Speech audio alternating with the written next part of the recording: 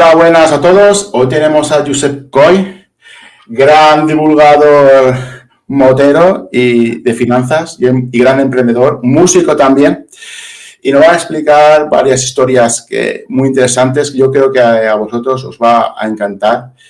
Y bueno, pues Josep, preséntate, dinos quién eres y qué haces en el mundo.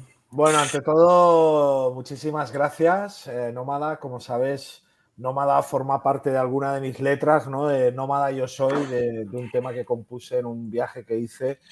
El tema se llamaba La carretera me curará, ¿no? Me encanta la vida nómada. Y nada, encantado de estar en tu programa.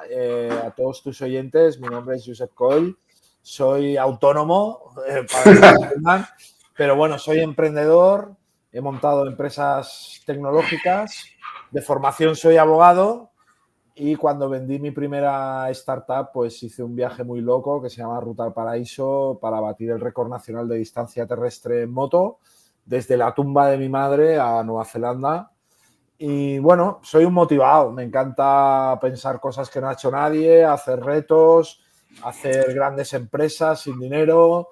Y nada, cuando me llamaste, pues Nómada, me dijiste, oye, vente para aquí, pues me encanta lo underground, me encanta la gente que hace cosas y me encanta lo que estás haciendo y oye, para adelante, cuenta conmigo para lo que necesites. Bueno, pues vamos a por temita, ¿vale? Estás más que aquí por una cosa que yo descubrí por casualidad, pero que me tocó la fibra del corazón por motivos personales, ¿vale? Y fue el viaje que tú estás contando, que fue desde tu pueblo hasta Nueva Zelanda, y era una promesa que le hiciste a tu madre, me parece ser, ¿no? O que tu madre quería ir a ese sitio en concreto, ¿no? Y por circunstancias de la vida no pudo. O sea, cuéntanos, ¿cómo se te ocurrió el viaje? ¿Cómo lo preparaste? Porque por los vídeos que yo vi no estabas muy preparado. Muy preparado. Es que ensayar es de cobarde, no va. Ensayar yo no soy mucho de preparar las cosas. Y bueno, para que la gente. Eso es verdad, la verdad. Yo no soy mucho de preparar, de sobrepreparar las cosas. Creo mucho en la improvisación. Y bueno, hubo esta oportunidad, ¿no?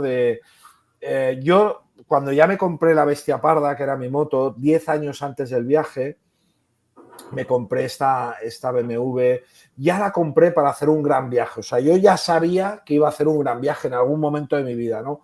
Me compré la GS, que es, bueno, podríamos discutir cuál es la mejor moto del mundo para dar una vuelta al mundo en moto, pero bueno, yo ya me la compré y bueno, ya iba pensando, como también soy un motivado, como te dije, pues tenía abierta una empresa tecnológica que era Red Points, que era para luchar contra la piratería digital, las falsificaciones, los productos falsos, el cine. Yo sabía en mi mente loca que algún día vendería la compañía y que algún día, ¿no?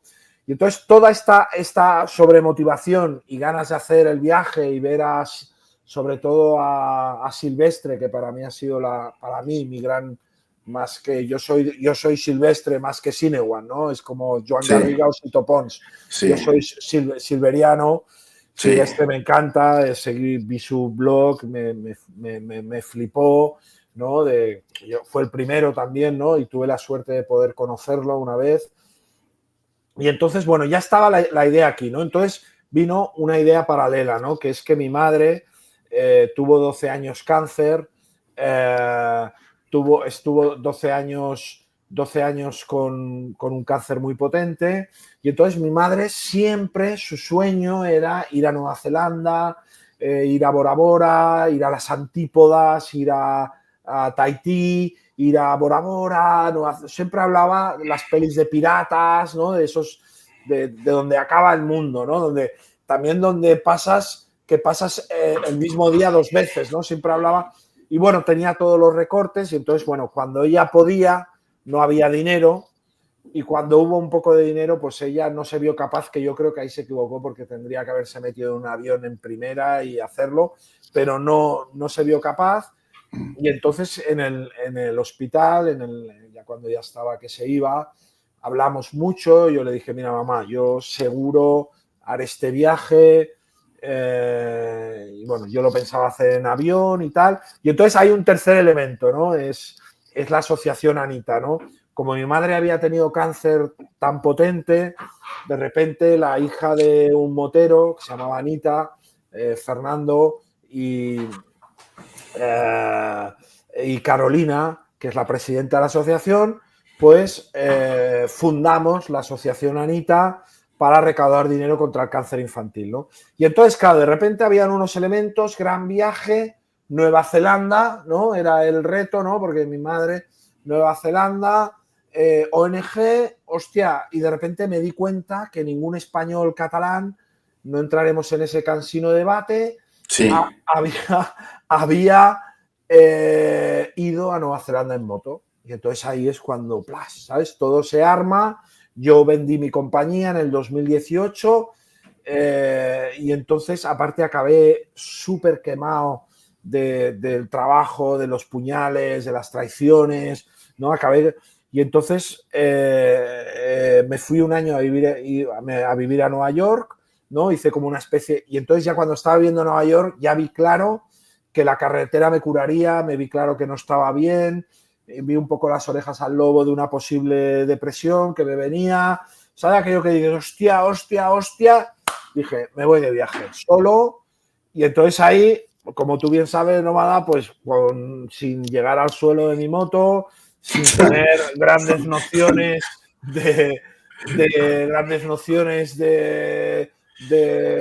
bueno, pues de viajes largos, había hecho alguno por Europa y tal, pues me subí a moto y el 13 de julio del 2019 salí de la tumba de mi madre, mi pueblo, hacia Nueva Zelanda, ¿no? Para que sepas, para cruzar el mundo en moto hay como dos vías, ¿no? Hay la vía musulmana, que es ir por abajo, ¿no? Por Tajikistán, Turquía, Kirguistán, Afganistán, Irak, ¿no? Entonces dije, hostia, demasiado para el body, ¿no? Pero claro, la otra opción, como China no se puede ir en moto, es por arriba, ¿no? Por Siberia. Pero a mí lo de Moldavia, Siberia, la nada, es una cosa que me flipa. O sea, era como el gran sueño. Aparte que los grandes motoviajeros no habían llegado a Mongolia en moto, lo habían intentado, pero no habían llegado en solitario. O sea, había también otro reto, ¿no? Que era cruzar el desierto del Gobi, es llegar a Tokio en moto, porque mi empresa se llamaba Red Points, punto rojo, ¿no? Llegar al país del punto rojo, que es como la bandera de Japón. ¿Sabes qué? Yo le digo, pues voy por arriba. Y ahí que me subí a mi moto y para arriba que me fui.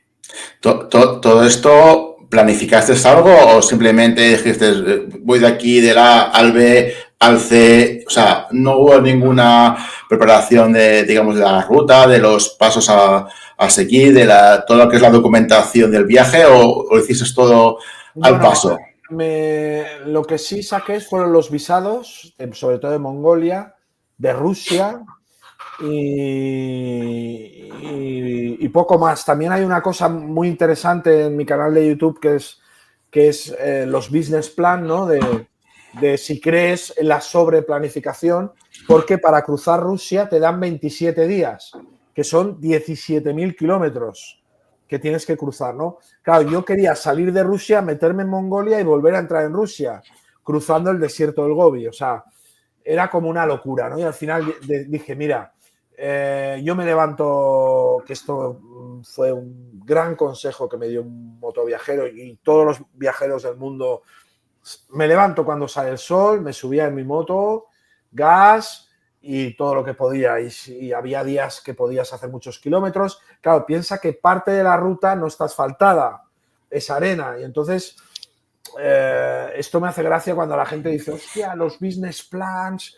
de una compañía, pues esto es lo mismo. Al final, oye, tío, Siberia había un momento que llovía de una manera que te tenías que parar, había días de sol que había hecho hasta 920 y pico kilómetros por carreteras de Rusia, o sea que eran 14 horas conduciendo. Claro, también el tema era que en verano el sol se hacía muy de noche tarde y que cada día te comías horas, porque cada día, o sea, ibas en contra del sol, o sea, era una locura, ¿no? Pero la verdad es que no planifiqué mucho Entonces lo que hacía era a las 4 de la tarde, que me quedaban aproximadamente 6 horas de luz, o sea, me levantaba a las 6 de la mañana, a las 7 y cuarto, yo soy muy lento, pero a las 7 y cuarto así, ya estaba subido en la moto, montado y tal, ¿no? A las 8 ya estaba en marcha, entonces hacía de 8 a 12, que hay 8, hay 4 horas, más 4, 8 horas conduciendo sin parar, y a las 4 empezaba a buscar sitio para dormir, ¿no? A veces lo encontraba a las 4:30, a veces lo encontraba a las 7, y bueno, también te digo que como Rusia hay muy pocas carreteras, pues iba viendo hoteles de Siberia que ni te explico, ¿sabes? Sí, ¿no? Gente, con gente extraña, ¿no? En esos hoteles, ¿o qué? ¿Solo Bueno, puedes contar algo de eso o qué?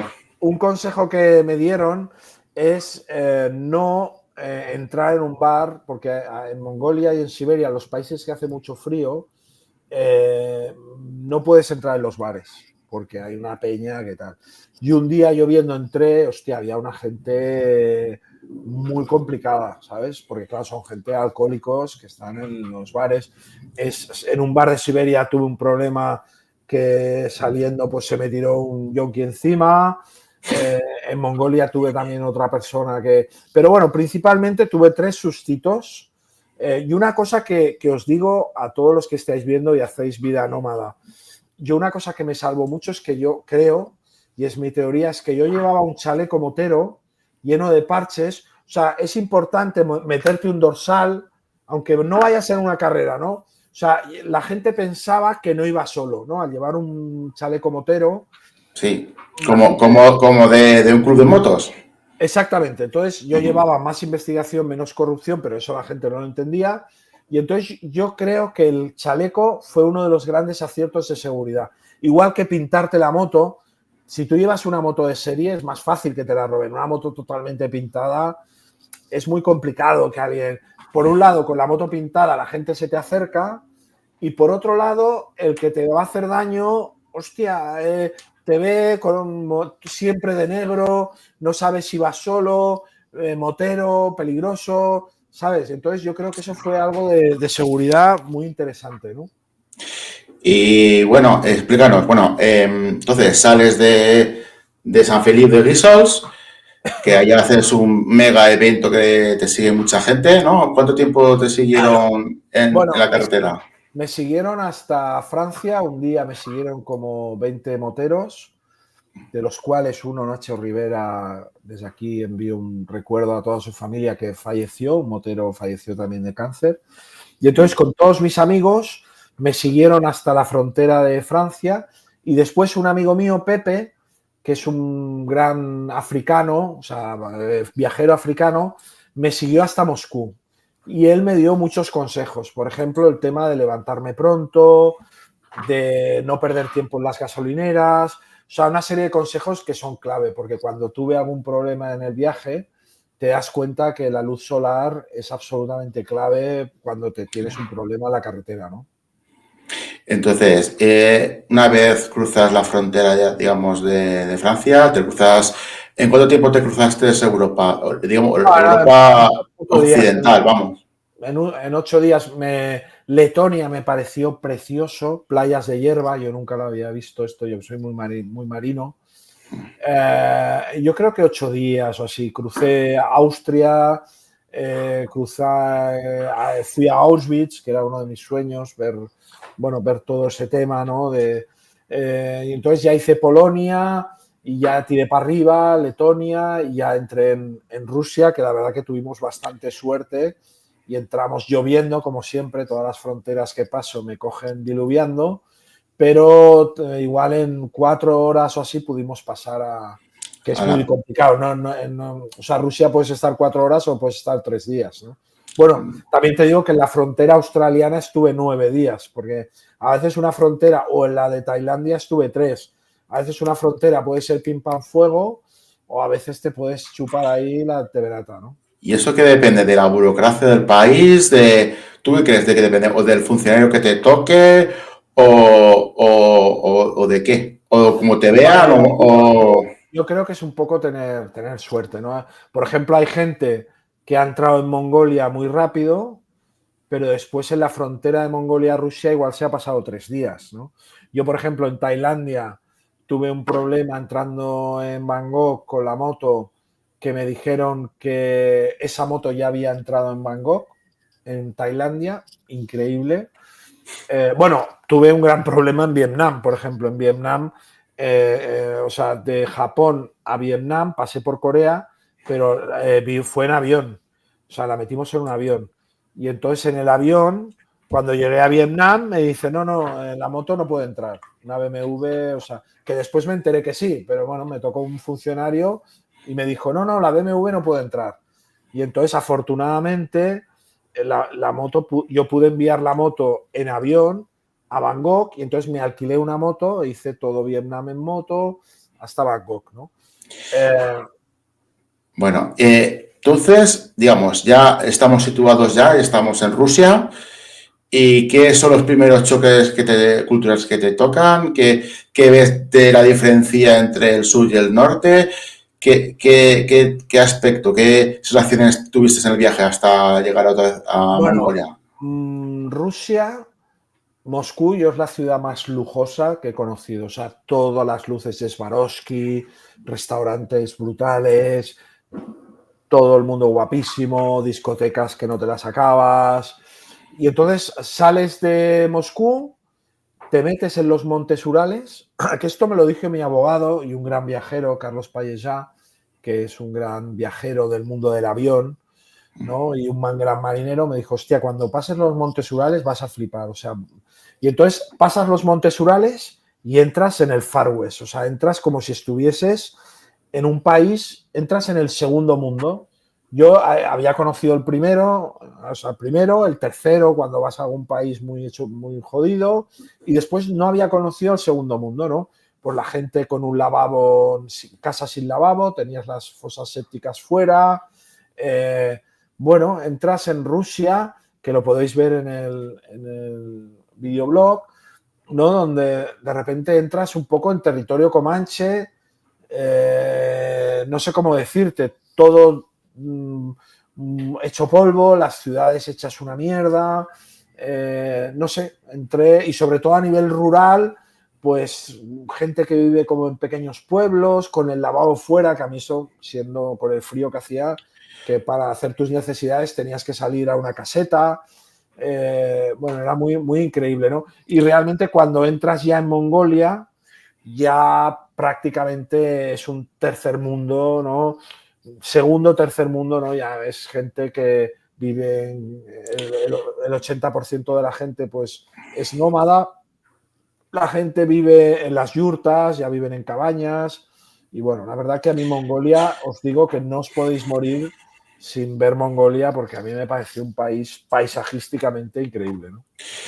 Bueno, entonces, recorres toda Rusia, te entras en Mongolia, como me has dicho, entonces pasas de un primer, digamos, como digamos de la Rusia occidental a la Rusia central, ¿vale? Cruzas Mongolia y te vas ya a, digamos, entre comillas, un tercer mundo, porque esto de los mundos todavía yo no lo he entendido porque se ve que veo vídeos y gente que va por ahí por Mongolia, les veo muy felices, la verdad, Bueno, no les veo. es un país muy seguro, sabes que no hay peligro. Yo tuve algún momento, es un país muy seguro, la gente es súper amable, que esto es lo que también una de las moralejas del viaje, ¿no? Te das cuenta que el ser humano es súper amable, la gente te trata súper bien y después, claro, al entrarte en el desierto, pues no, los tíos se mueven y entonces no sabes dónde vas a dormir y entonces acabas durmiendo pues con gente, no sé, es un viaje,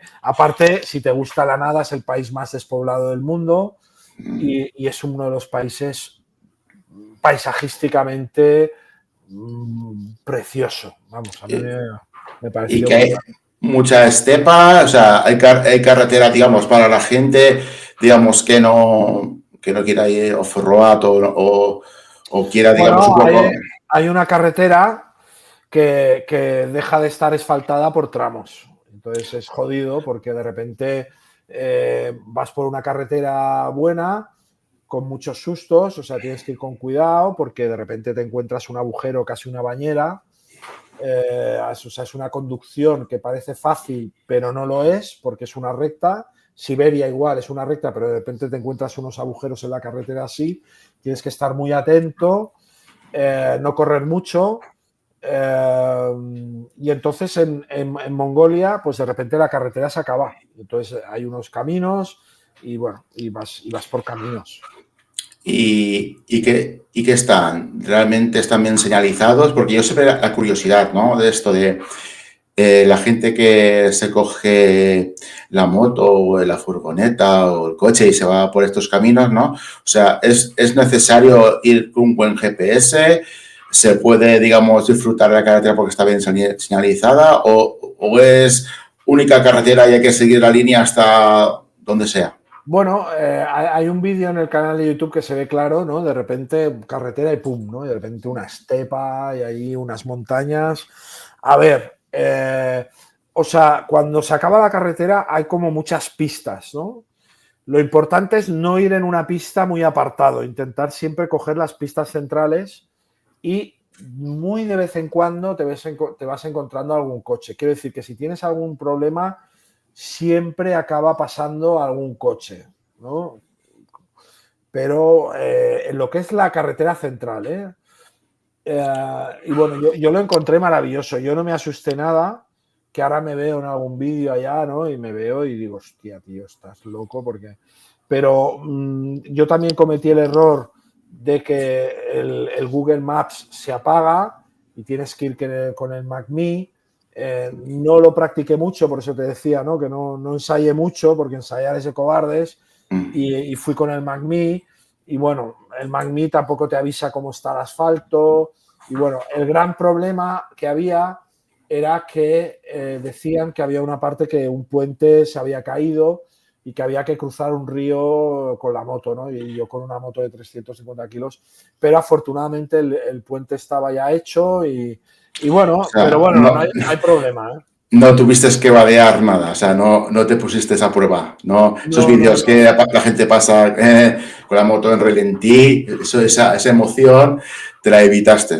No, yo también te digo que viajando solo, yo tomaba unas medidas. Yo veo vídeos ahora que ya mucha más gente ha ido a Mongolia, veo vídeos de Mongolia y también, claro, la gente, si solo haces Mongolia, puedes poner tacos, entonces, bueno, puedes tener tacos, ¿no? Pero yo tengo mi teoría también que meter taco después en el asfalto, sobre todo en Siberia, no lo veía tan claro porque en Siberia llueve mucho y el taco en lluvia es peligroso, llueve mucho y hace mucho viento. O sea, tienes un viento que después ese viento huracán, ese viento lo volví a ver en Nueva Zelanda. Claro, en extremos de los planetas, hostia, hace un viento que ahí la BMW sí que estaba afincada pero bueno, así. Y entonces, claro, yo iba con mixtos y entonces ya te digo, yo crucé el desierto del Gobi pues igual en segunda, tercera, 40 por hora, aún así me caí alguna vez, pero todo como muy de paseo, sin prisa, es lo que te decía, me levantaba muy pronto y cuando tenía 100 kilómetros de arena, pues lo que iba, otra de las cosas que hacía muy bien, que hice algunas veces muy bien, y a veces rompí la regla, es que la arena la tienes que hacer por la mañana, que hay ese rocío que hace que tengas mucho grip, porque cuando haces arena por la tarde, la arena ya no tiene grip y entonces ahí es donde te puedes dar alguna galleta. Pero bueno, yo iba con mucho cuidado, ¿eh? Tuve accidentes, tuve uno en Siberia donde pasando una vía del tren la moto no pasó porque la vía del tren estaba inundada y se ve que de tanto pasar camiones habían rascado el asfalto y había como un palmo, no estaba pensado para motos, ¿eh? Y había un palmo y claro, una moto no pasa, ¿no? Intenté pasar, no veía la vía del tren y pum, ¿no? Me fui por delante, me caí, me asusté porque claro, en una vía del tren, ahí todo de agua, la gente muy amable me ayudó y hay una cosa muy buena que hice, es que llevaba 3 móviles, un móvil se metió debajo del agua, siempre has de llevar varios móviles porque nunca sabes lo que te puede pasar. Y tuve otro accidente así en el desierto del Gobi, sí que hubo un momento que me caí, se me cayó la moto encima, pero afortunadamente me la pude quitar de encima y salir, levantar la moto y tirar para adelante, ¿no? Bueno, entonces estás en Mongolia, sales otra vez que volviste a meterte otra vez en Rusia. ¿Fuiste la carretera, la típica carretera esta de los huesos o huesos Bueno, impracticable? fui por un poco por arriba, pero después ya no me metí. Yo me fui para abajo, para Vladivostok, pero sí que hice un trozo de la ruta de los huesos, la parte de asfalto, pero precisamente ahí, cuando acabó Mongolia, que lo pasé muy mal porque tuve que pasar el desierto inundado, el último día, bueno, en Mongolia tuve otro accidente bastante potente porque rompí la regla del motoviajero, porque claro, en Mongolia no hay lavabo. Entonces, cuando llegué a la capital, pregunté al del hotel, y me dice, no, hasta la frontera es todo asfalto y tal. Y entonces rompí la regla del motoviajero, salí a las 12 de la mañana pensando, bueno, 300 kilómetros en 5 horas lo hago, duermo en la frontera y tal, y que va, o sea, salgo de la ciudad y claro, del frío, el problema es que del frío el asfalto se rompe y con el tiempo desaparece, o sea, de repente me encontré que no había carretera y ahí empezó a llover de una manera, yo nunca he visto llover de esa manera. Mira, ayer en Barcelona durante 3 o 4 minutos llovió de una manera que era como llovía en Siberia, ¿no? Que era como, o sea, como si te tiraran una manguera de 25.000 litros encima con viento, o sea, era una pasada, ¿no? Y entonces cuando salí de esa mala experiencia de Mongolia, del último día, que el agua había veces que me llegaba a la cintura, bueno, lo pasé muy mal. Que te llegaba la cintura, que encima de la moto te llegaba el agua encima de... Sí, había momentos que del desierto había tanta agua bueno, me llegaba, bueno, pasé momentos muy complejos porque el último día tuve el accidente y entonces afortunadamente apareció un campista y me pude cobijar en su caravana y entonces él me dije, mira, yo vengo de Rusia y no vas a poder pasar, está todo inundado, pero lo de siempre, ¿no? Que sale el sol, lo intentas y había momentos que hasta el tubo de escape estaba debajo del agua y la moto no se apagaba. Ahí hice un poco una inconsciencia porque se podía haber apagado, o sea, ahí se podía haber acabado el viaje, ¿no? La moto se te cae, se te queda totalmente inundada y se te va a tomar por culo la moto. Pero bueno, la bestia ahí funcionó muy bien, que fue muy bueno porque cuando volvía, o sea, cuando salí del desierto, ya en la frontera me encontré un tío con una Harley Davidson que quería cruzar por donde yo había cruzado y le digo, tío, estás loco, o sea, hay un medio metro, o sea, hay casi un metro de agua, o sea, no vas a poder, ¿no? Y el tío también se fue para allá. La frontera la pasé muy bien, que es una de las cosas, el llevar la moto pintada me ayudó mucho porque los rusos vieron, yo llevaba una foto de mi madre pintada en las maletas, conmigo, una foto así abrazado de un cuadro que tengo por ahí, y entonces una señora vio y me dijo, hostia, ¿quién es? ¿Es su mujer? Y le dije, no, es mi madre que ha muerto de cáncer y tal. Entonces, bueno, hubo ahí como un buen rollo. Me dejaron pasar, pero cuando acaba Mongolia, digo, hostia, aquí se ha acabado, ya está, todo asfalto, buen rollo. Y ahí pasé los 4 peores días de mi vida porque empezó a llover y Siberia cuando llueve hace un frío, baja el termómetro 20 grados. Y hostia, lo pasé fatal hasta llegar a Vladivostok. Y nada, de Vladivostok llegué como 3 días antes del ferry, me metí en un hotel, fue muy fuerte, me metí en un hotelazo porque llevaba todo Rusia y estuve 3 días metido en un hotel, o sea, durmiendo, descansando, preparando pues para coger el ferry que te lleva a Japón, que para mí eso fue fue muy fuerte, o sea, coger un barco y llegar a Japón en un barco, o sea, yo me acuerdo que llegar allá todo en japonés, o sea, fue mágico realmente, ¿no? Bueno, entonces, te quedas tres días en el hotel, descansando un poco, supongo, que ya un poquito hasta las narices de polvo, agua y viento, que es lo que nos suele pasar a los moteros, que al final todo es muy bonito, pero cuando estás encima de la moto y te duele el culo, todas esas cosas, te acuerdas de tu casa.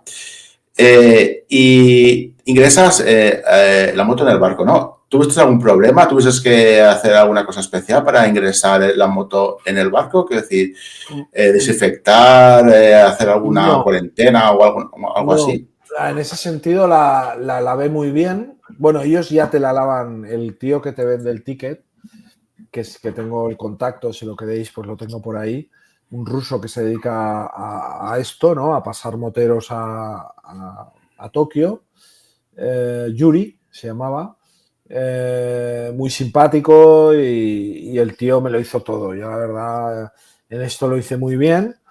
Me lo hizo todo y entonces él mismo me llevó a un sitio, me lavaron la moto, se la dejó a un tío del puerto que se subió en mi moto y se la llevó.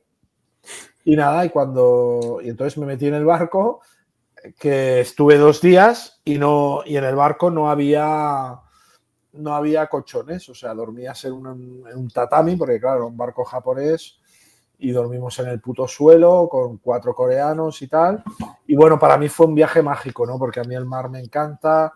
Venía muy cansado y estuve 2 días. O sea, tan cansado que el barco paró en Corea del Norte, en Corea del Sur, perdona, y no tuve fuerzas de bajar, ¿sabes? Dije, mira, me quedo en el barco, porque aparte hacía sol, había pasado mucho frío, y entonces en el barco me quedé ahí tranquilo.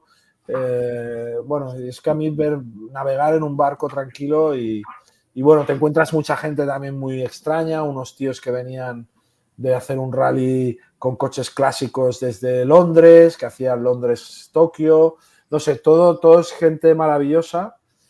Y nada, y de repente pues llegamos a Japón, que ver Japón desde un barco, pues ves ahí las casitas, fue increíble y de repente pues bajé. Entrada en Japón, eh, también contraté un aduanero que me sacó el seguro, me llevó a todos los sitios, ¿no? Sin entender nada. Y de repente me dijo, vale, ya está, ya puedes irte. Y de repente, pues, pum, me vi conduciendo por Japón, que también lo tengo que decir que pasé uno de los días más jodidos del viaje también, pues que nunca esperas por qué. En Bangkok, después te explicaré porque también pasé uno jodido, pero en Japón, primero mi familia me estaba esperando en Tokio, ¿no? Y entonces, hostia, era un poco estresante, ¿no? Mi hija, mi mujer me esperaban ahí.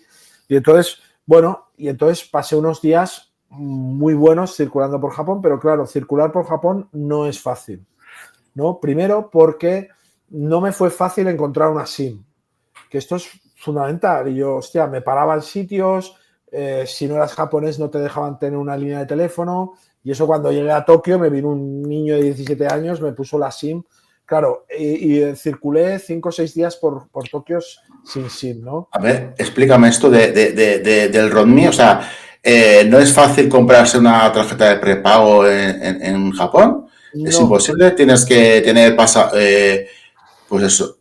Explícame. Entonces, bueno, ¿qué? no, normalmente yo lo que hacía cuando llegaba a un país, lo primero que hacía y lo primero que hago es coger dinero local y coger la SIM. O sea, buscar una SIM, pero de forma urgente, ¿no?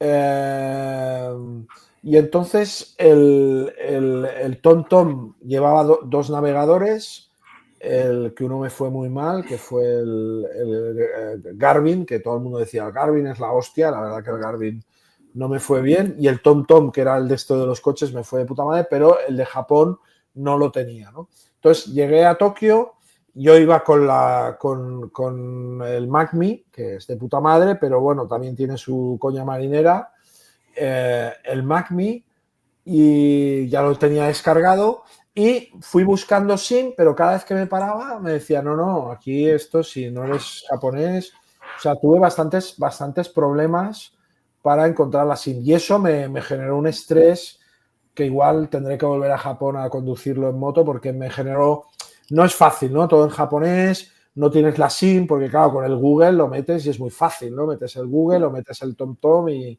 lo sigues, ¿no? Y bueno, cumplí un sueño también, o sea, también los viajes tan largos tienes momentos de euforia, momentos de, ¿no? Y cumplí un sueño que aquí se ve aquí detrás, aquí arriba, que es cuando llegué al Monte Fuji, ¿no? Soy un fan de Mazinger Z y uno de los objetivos del viaje, y para rendir tributo a uno de mis mentores, que también es un fan de Mazinger Z, fui al Monte Fuji y del Monte Fuji me fui a Japón que estaba la familia, y ahí fue la primera vez que metí la moto en un avión, ¿no? Yo la verdad que tenía que llegar el día de Navidad a Nueva Zelanda, o sea, tenía que ir un poco a Barraca, y la manera de mover la moto en determinados momentos era en un avión, ¿no? Tenía una agencia que se llama Driving Logistics. O sea, volar una moto hay dos maneras. La manera barata, ¿no? Que son con agencias que te desmontan la moto, te desmontan la rueda, bueno, más barata, ¿no? Y después yo me fui a una agencia que son top, ¿no? Que son Driving Logistics, que son unas bestias que mueven coches de publicidad, nunca habían movido motos y entonces era 5 estrellas, ¿no? Yo llegaba allá al aeropuerto, me encontraba un tío que me esperaba, tenía conexión con el chico de Driving Logistics, o sea, de puta madre, ¿no? Llegaba, ya estaba la caja preparada, yo subía la moto en la caja, cerraba en la caja, o sea, era brutal, ¿no? O sea, me acompañaban con un taxi al aeropuerto, allá al hotel, o sea, todo lo que puede ser un poco un drama, pues yo en ese sentido, pues lo organicé de esta manera. Y entonces ya de Japón hice un viaje familiar a Japón y allá cuando ya la moto volaba hacia Vietnam es cuando me llaman de Driving Logistics que el gobierno de Vietnam no deja entrar la bestia parda a Japón. Hostia. Bueno, y digo, coño, ¿qué hago, no? En mi moto... dice, mira, la posibilidad que tenemos es enviártela a Bangkok, a Tailandia. Entonces yo tenía, que esto lo aconsejo a todos los que hagáis grandes viajes, tenía 3 o 4 mentores. Tenía la Mercé, que era una chica que ha corrido el Dakar, que ha batido récords de distancia en avión. Tenía a Carles Pallejà, que es un gran navegante y viajante en avión también. Y tenía sobre todo Ramón Dalmau, que es un tío que ha corrido 8 veces el Dakar, ¿no? Y entonces yo le llamaba y el Pep García, que también le llamaba y entonces todos me dijeron, tío, no te puedes perder Vietnam. O sea, tienes que hacer sí o sí Vietnam.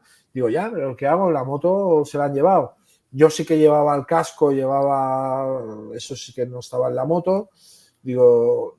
Y entonces fue cuando me aconsejaron, dije, bueno, cuando llegues a la frontera, te alquilas una moto, tengo un chat de motoviajeros muy potente, que es un chat que creó Pau, que falleció también de cáncer, y muy potente, tengo un chat muy potente de motoviajeros del mundo, y pongo allá y digo, oye, me ha pasado esto, y Pau me dijo, oye, hay un chico que se llama Chan, que alquila motos, y entonces lo llamé y entonces ya en Vietnam y entonces mis mentores me dijeron no hagas Vietnam sin un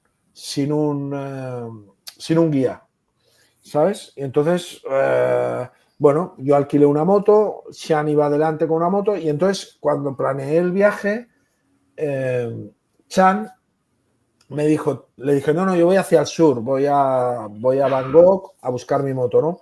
Y entonces menudo rollo te estoy pegando. No, lo que quería un poco para aclarar un poquito, o sea, que tú pasas a Japón, ¿te pasas con la moto o la moto se va? Japón, circulo por Japón con la bestia parda sin problema. Y entonces Sí. cuando llegué a Tokio, hice todo Japón en moto y cuando llegué a Tokio ya fui al aeropuerto de Tokio y dejé la moto en el aeropuerto.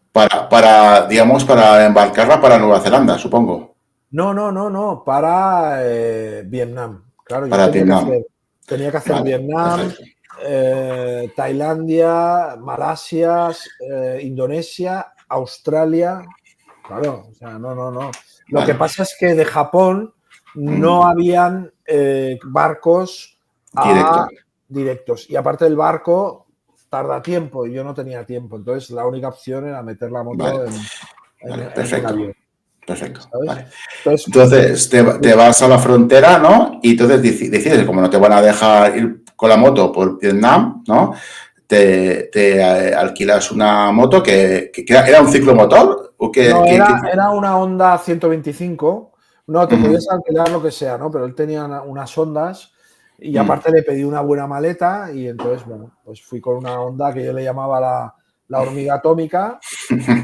Me metí con esta Honda y bueno, que la verdad me di cuenta también la peligrosidad de las motos con poco peso, porque tuve uno de los grandes sustos en una carretera. Claro, la bestia parda había un hueco, se lo come y sin problema, ¿sabes?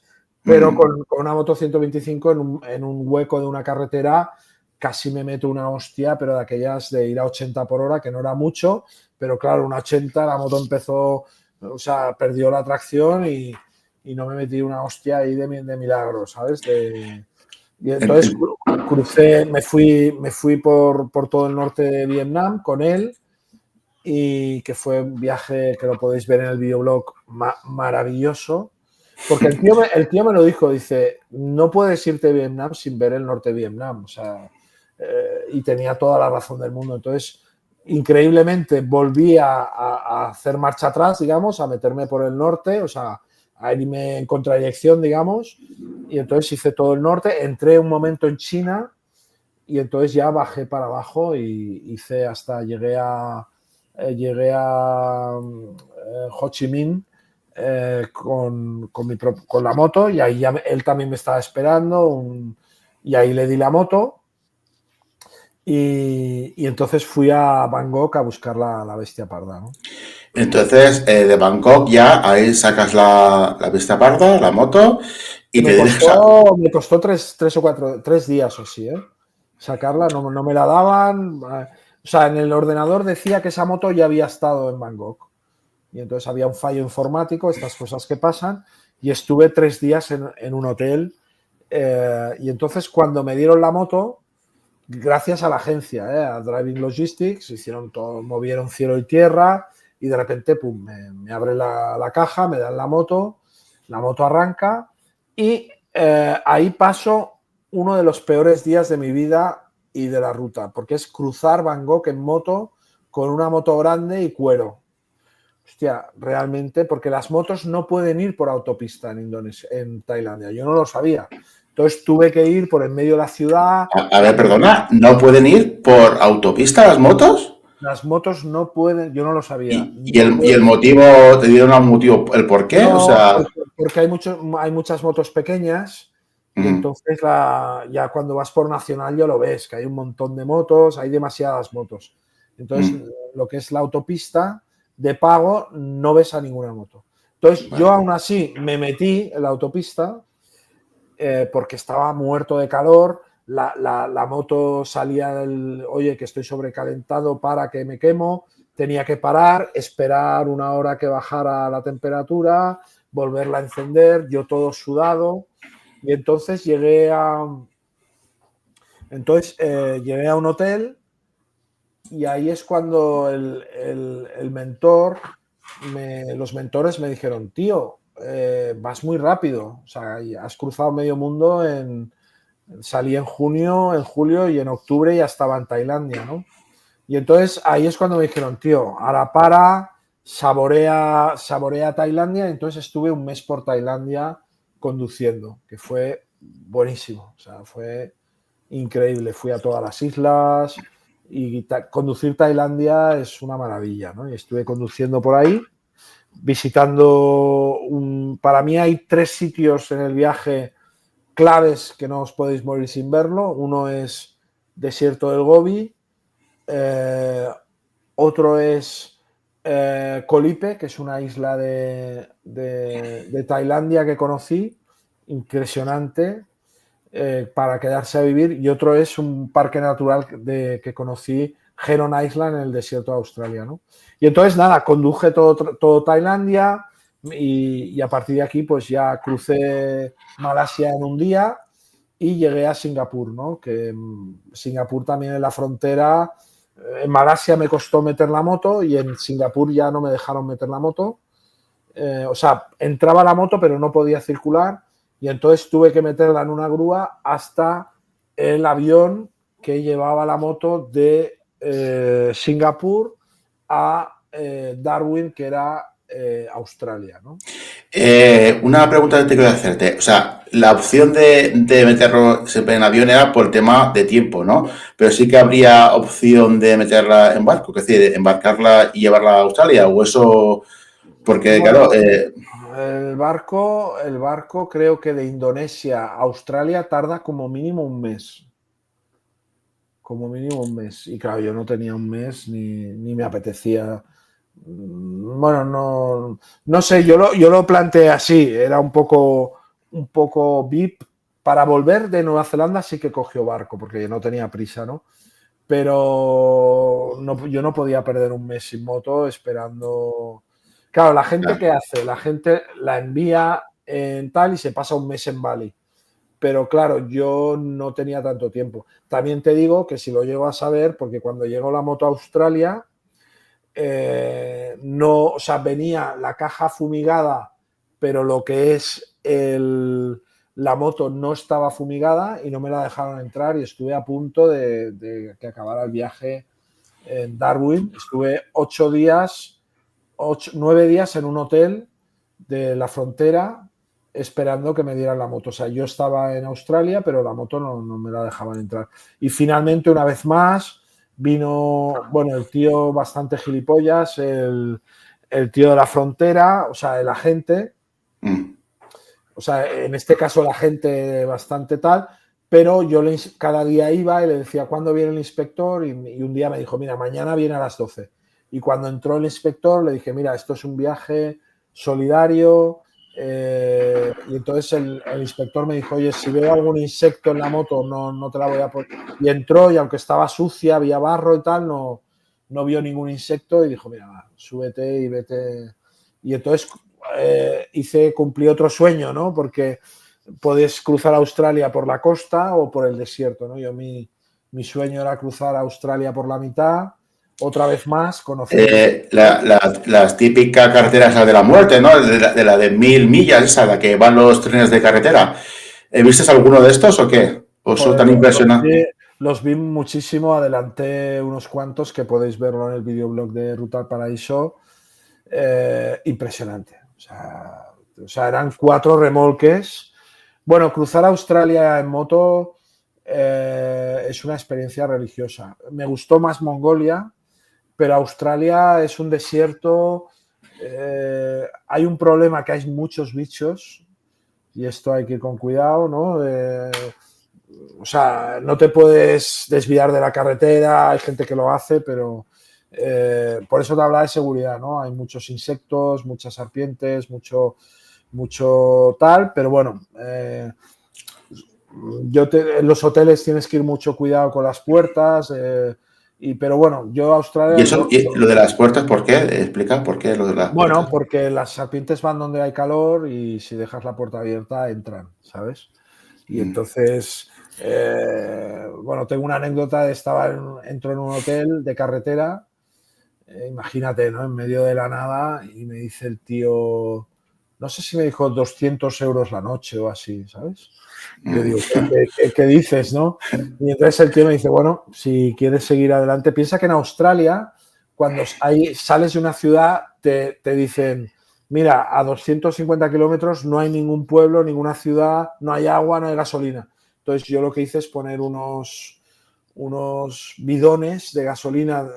O sea, yo ya llevaba, en las maletas llevaba 2 bidones, uno de 5 y uno de 2, que ahí cometí un error, tendría que haber metido uno de 5, y después llevaba un bidón de 25 litros en la moto, y bueno, y entonces pues iba tirando y como en todos los viajes me levantaba de madrugada y cuando eran las 4 de la tarde pues buscaba sitio para dormir. Pero bueno, todo, ya te digo, todo muy de tirón, porque como había perdido casi 9 días, que eran los días que yo quería estar un poco tranquilo y tal, todo fue a saco, ¿no? Porque no tenía tiempo. Por ahí, la gente que va por ahí, por el centro de Australia, normalmente la gente bordea la costa porque, digamos, es la zona más poblada. Ahí encontraste mucho canguro por ahí por mitad de la carretera, te costó mucho, o sea, porque claro, es como aquí en España vas en la moto y te vas por cualquier sitio y te encuentras un jabalí y como te choques, el jabalí gana, no tú. Sí, no, Ahí, realmente una de las experiencias que está en el videoblog también, que lo pude grabar, porque llevaba una cámara aquí en el casco. Para mí una de las experiencias religiosas del viaje fue poder conducir con un canguro que yo no había visto. Los has visto en un zoo, pero hostia, realmente es una bestia, ¿no? Y lo ves a 60, 70 por hora corriendo a tu lado y estuvo corriendo como, no sé, como bastante rato, ¿sabes? Como 1 o 2 minutos a este lado. Hostia, fue una experiencia realmente. Ves muchos atropellados. Fue una experiencia bastante religiosa. Sí que es verdad que en Australia el límite de velocidad son 130, que a mí me pusieron una multa por exceso de velocidad, increíblemente, porque hace tanto calor que te obliga a correr. ¿Sabes lo que te quiero decir? O sea, sí, el asfalto está más o menos bien y hace tanto calor que sin darte cuenta dices, coño, voy a 140 por hora, ¿sabes? Porque el aire es lo único que te... Y aparte la moto como te lo pide, ¿no? Para no sobrecalentarse, la moto te pide velocidad, pero no pensada, sino... O sea, la moto notas que va bien refrigerada cuando vas muy rápido. Entonces me pusieron una multa que, por cierto, no he pagado. Yo soy un insumiso de multas, nunca pago ninguna, siempre me embargan y tal, paso de pagar. Y, o sea, ya como impuestos sí que pago. Lo de las multas me toca mucho. Eso de, ha ido usted a 111. Joder, tío, por 2 kilómetros me clavan aquí 200 euros, ¿no? Y entonces hice toda Australia en moto. Hay una cosa maravillosa, es que mi tía María José, que era prima de mi madre, su hijo, Alfonso Gispert, Alfonsito, vino y me acompañó como cuando llegué a la costa, digamos, oeste, me acompañó toda la costa y se alquiló una moto y fue un viaje, realmente fue una experiencia religiosa, poder también, ¿no? Con un íntimo amigo hicimos una excursión, bueno, hicimos todo el norte hasta Sydney, ¿no? Llegar a Sydney en moto también es algo, bueno, es como Vladivostok, ¿no? Llegas al final, ¿no? Donde todo acaba, Vladivostok, Rusia, donde está Japón, llegar a Sydney en moto también es un momento de guau, ¿no? Y en Sydney otra vez, dejé la moto en un aeropuerto y a Nueva Zelanda, ¿no? a Nueva Zelanda. ¿Y cómo calificarías la sociedad australiana? Porque se ha dicho que es muy conservadora, que son una de las emigraciones más duras del mundo. Es casi prácticamente imposible vivir en Australia si no estás legalmente. ¿Cómo vistes tú la sociedad australiana? ¿Es como la europea, como la norteamericana? ¿Cómo la ves tú? Bueno, ves un país, o sea, es muy fuerte, ¿no? Porque todos los aborígenes, toda la raza negra, digamos, para que nos entienda la gente, viven en el desierto. O sea, tú no ves aborígenes en la costa, ¿no? Entonces, ves un país muy raro, ¿no? En el centro todo aborígenes que son con unas facciones hostias, muy diferentes, ¿no? En la ceja y unas facciones muy La- duras, sí, ¿sabes? Unas facciones muy duras. Y entonces y ellos están en el centro, ¿no? Cuando ya llegas a la costa no hay aborígenes. Y bueno, es un país como de inmigrantes, ¿no? Yo a Australia seguramente también en su momento igual le doy otra oportunidad. Estuve en un sitio mágico que fue Heron Island, que es el parque natural, yo que soy marinero, del arrecife de coral australiano, ¿no? Y algo mágico, ¿no? Y pude estar ahí, ¿no? Y entonces, bueno, es una isla donde desovan las tortugas, donde ves una fauna marina impresionante y bueno, no os podéis morir sin ver Heron Island en Australia, pero Australia también, ¿eh? En el mar por ejemplo, un día me intenté bañar y no te bañes que hay cocodrilos de agua salada. O sea, ¿sabes? Hombre, pues animarte no te animaba mucho, la verdad. No, no. Todo era. Aquí como mucho, tú y yo que somos del Mediterráneo, como mucho puedes pillar un alga o algo así, pero un cocodrilo de No, mar, pero allá después hay un jellyfish, hay como una medusa que si te pica te mueres, hay el tiburón blanco, o sea, después no pasa nada, ¿no? Te bañas y tal, pero, hostia, por ejemplo en Darwin, cuando llego a Australia, hostia, hay una anécdota muy buena, ¿no? Que en una playa me paro con la moto, saco el dron, ¿no? Y empiezo a hacer unas pasadas con el dron y de repente pues me vino un tío, me dice, oye tío, ¿qué estás haciendo? ¿Qué? Dice, sal de la playa. Yo no veía a nadie, digo, ¿qué dice? Bajo el dron y me dice, tío, pero ¿cómo estás aquí? Si aquí hay cocodrilos de agua salada, pero ¿cómo estás en esta playa? ¿No es que no hay nadie, no? Entonces, claro, ¿sabes? En un hotel te dice, cierra la puerta que entran serpientes, ¿no? Yo me río y el tío no se ríe y dice, no, tío. O sea, cada vez que entres, cierra bien la puerta. O sea, va en serio. O sea, hay unos bichos importantes, ¿no? Por ejemplo, cuando vas tienes que ir a mear en un árbol, te dicen, no se te ocurra meterte en un árbol No, ¿sabes? Todo es cuidado.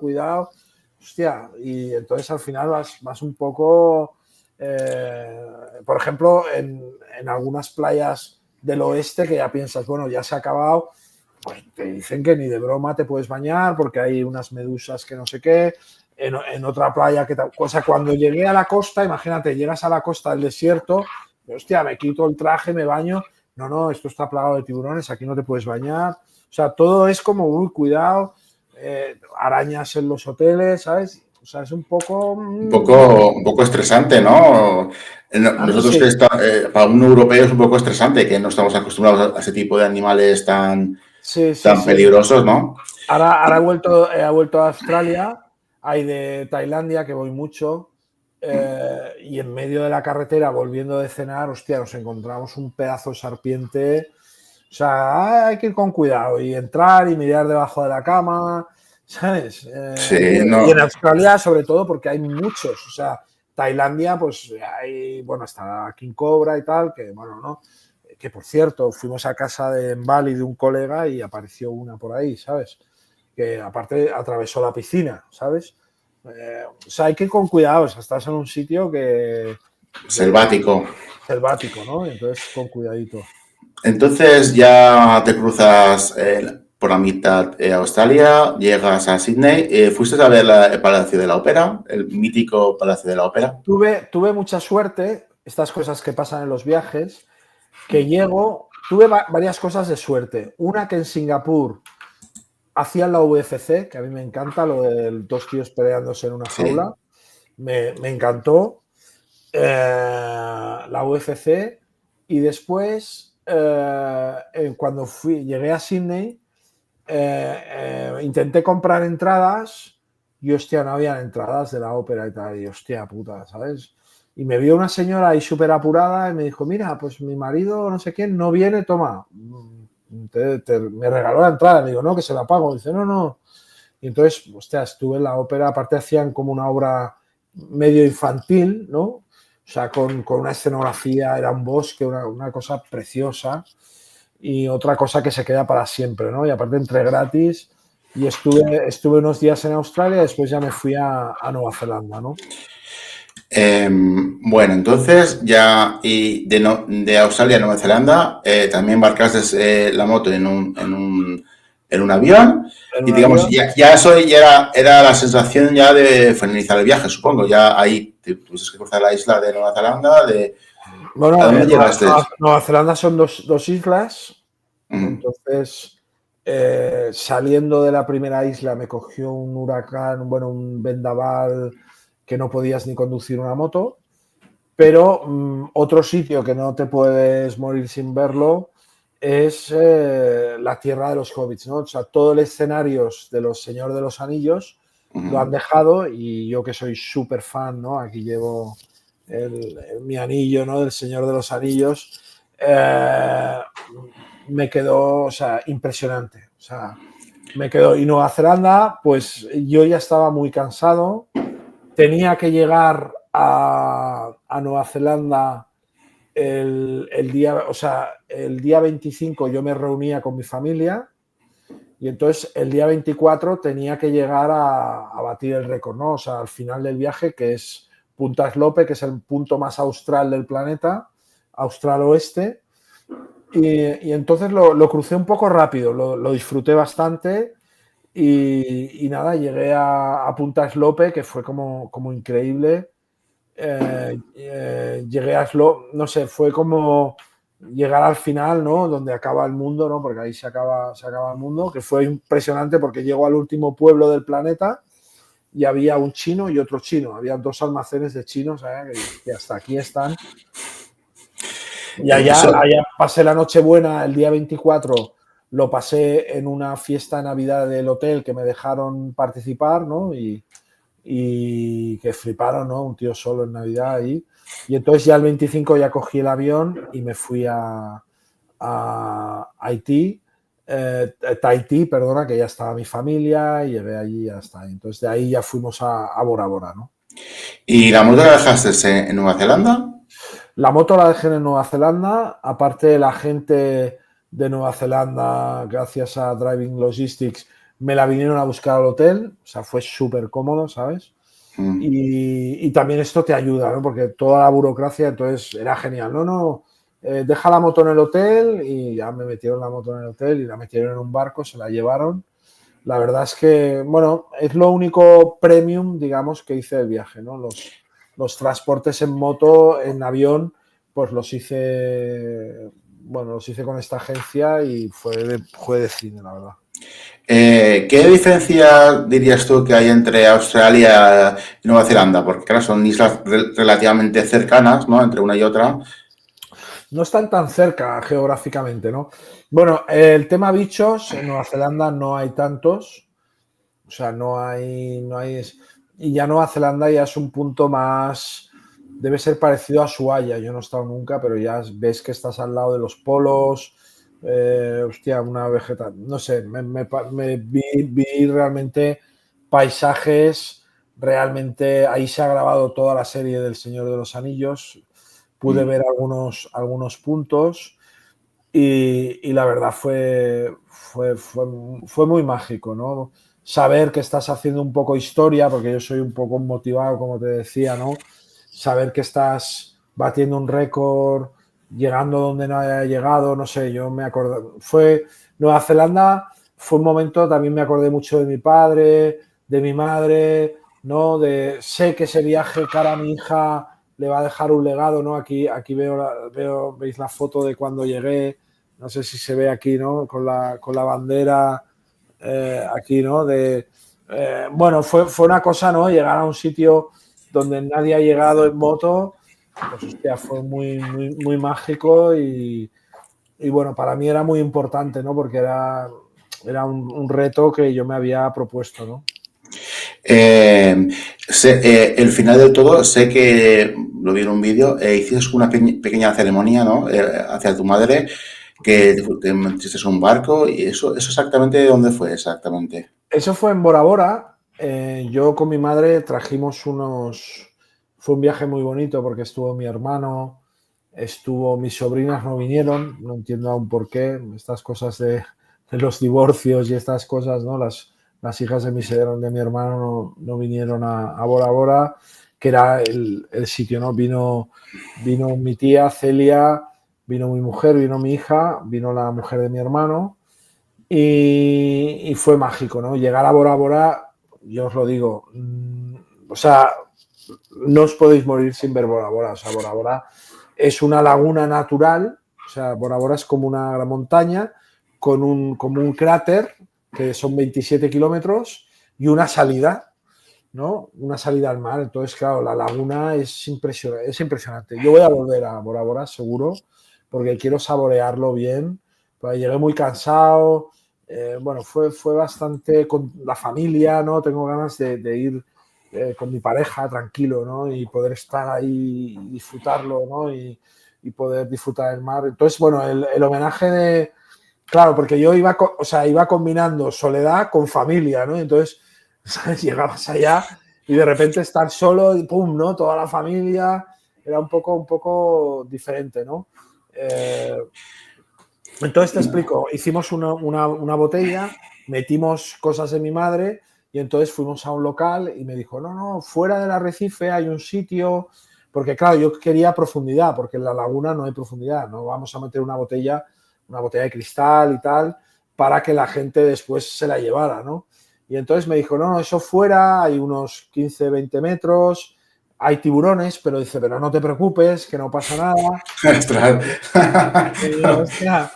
Y entonces, bueno, hicimos una ceremonia muy bonita bueno, y entonces yo que ha hecho apnea, pues bajé los 15 metros, dejé la botella rodeado de tiburones, que si veis algún vídeo pues en Instagram y tal, bueno, y de repente aparecieron unos peces negros. Bueno, fue mágico, realmente, fue un recuerdo. Aparte estaba con mi hermano, que desde la muerte de mi madre pues nos hemos unido mucho, ¿no? Y fue como muy bonito, la verdad. Bueno, pues entonces acabas, ya te vuelves otra vez a Barcelona, ¿no? A Europa, ¿no? O sea, eso fue Sí. la conclusión exactamente de... Bueno, me vuelvo a Europa y lo increíble fue que cuando meses después, que como 2 o 3 meses después, llegó la moto, pues cojo la moto de Driving Logistics, que lo tienen en Vic, bajo de Vic en moto, que hay unos 80 kilómetros, y la compañía que fundé, que es Red Points, enfrente estaba el mecánico que me había preparado la moto para ir que es Steel Moto de Barcelona, ¿no? Eh, la, eh, y bueno, él me preparó toda la moto, bueno, todo, y entonces cuando tenía algún problema le llamaba, le enviaba un WhatsApp, oye, me ha pasado esto, bueno, hablaba con él y justo enfrente de la compañía que fundé, la moto se paró. O sea, a 15 metros, 20, 30 metros del mecánico, la moto se para, se revienta la bomba de gasolina y entré en el mecánico con la moto arrastrando. O sea, una cosa también muy significativa, ¿no? Pasar por delante de Red Points, de la empresa que fundé, arrastrando mi moto, ¿no? Y claro, habían compañeros por ahí, oye, ¿qué estás haciendo, no? Fue como muy loco también, ¿no? Bueno, y una de las cosas que también digamos, o sea, me tocó mucho fue que la canción que compusiste, ¿no? O sea, esta canción, ¿fue antes del viaje o después del viaje la compusiste, la canción? Bueno, hice Luz para mi mamá, que esa la hicimos para mi madre en el hospital, que creo que es la mejor letra que he hecho, que era una letra que también le habíamos hecho a Luz para Anita, para esta niña, para la hija de Carol y Nando. Y bueno, yo creo que es la mejor canción. Y después, que lo podéis escuchar en Spotify, os te pasaré los links para que la gente pueda escuchar el disco. Hice un disco dentro del viaje, compuse un disco que se llama Ruta al Paraíso y a favor de la lucha contra el cáncer infantil, como toda mi discografía. Yo era el cantante de Discípulos de Otilia, de una banda de ska en su día bastante potente. Ahora iremos a eso, Y entonces, acabáis y has hecho otro viaje, algún viaje más, aparte de este. No. O sea, este día no fue un viaje de principio a fin, es decir, un viaje iniciático, te hacía falta por temas personales, lo acabaste y ya no has vuelto a coger, digamos, la moto para hacer un viaje largo, ¿no? O sea, ya... No, me he comprado una autocaravana que lleva una moto dentro, pero la bestia parda no me la he vendido porque quiero hacer Ushuaia en moto, quiero hacer los Andes y quiero también ahí, pues hay otro récord de distancia, ¿no? Porque no hay ningún español que haya hecho Vladivostok, o sea, que haya tocado todos los polos, ¿no? Y entonces hay 4 polos: Canadá, Japón, bueno, Siberia, Nueva Zelanda y Argentina. Y entonces quiero hacer Argentina en moto. Y bueno, cuando pueda, espero en breve, pero bueno, lo voy a hacer seguro. Pasa que profesionalmente pues he montado mi segunda empresa, Repscan, que es una empresa que se dedica a detectar y eliminar contenido negativo de Internet. Ahora hablaremos también de eso. Y bueno, y la verdad que estoy bastante enganchado ahí, pero bueno, cuando pueda lo haré. Pues bueno, vamos ya a pasar a la otra fase. la de Josep Coll, emprendedor, el rock and roll de los negocios, ¿vale? Entonces, porque esto me interesa mucho, ¿no? O sea, de verdad que es una cosa que me motiva, porque yo también soy un poco inquieto. Y esa faceta tuya la descubrí después, porque claro, primero me enganché al viaje y pues un poco investigué sobre ti, claro, evidentemente. Claro. Y explícame lo de Red Points, o sea, que por lo que he investigado un poco, tuvo bastante éxito, tuviste varias filiales, o sea, en Nueva York y todo. 300 personas, sí, sí, sí, sí. Yo una de las cosas que me gustaría, Nómada, es a todo tu... Hicimos este libro, que he vendido 15.000 libros, y me gustaría regalar el ebook a todos tus oyentes. Si quieres, podríamos dejar un link para que la gente se pueda descargar. Perfecto. Donde explico el viaje y explico la historia de emprendimiento. Y bueno, perfecto. la Incluso si también lo quieren comprar en físico, también. Sí, pero quiero decir, me gustaría que lo tuvieran para el que quiera y gratuitamente para que puedan leerlo, porque creo que este podcast con un libro, creo que cerramos un círculo muy, muy interesante, ¿no? Pues bueno, ahora lo pondremos ahí cuando hagamos la entrevista. Dime, Red Points, ¿cómo se te ocurre la idea? ¿Veías un nicho de mercado? O sea, ¿veías que la cosa se estaba poniendo un poco sucia en Internet? Bueno, ¿Cómo se te ocurre la idea? yo era abogado de propiedad intelectual. Era abogado de propiedad intelectual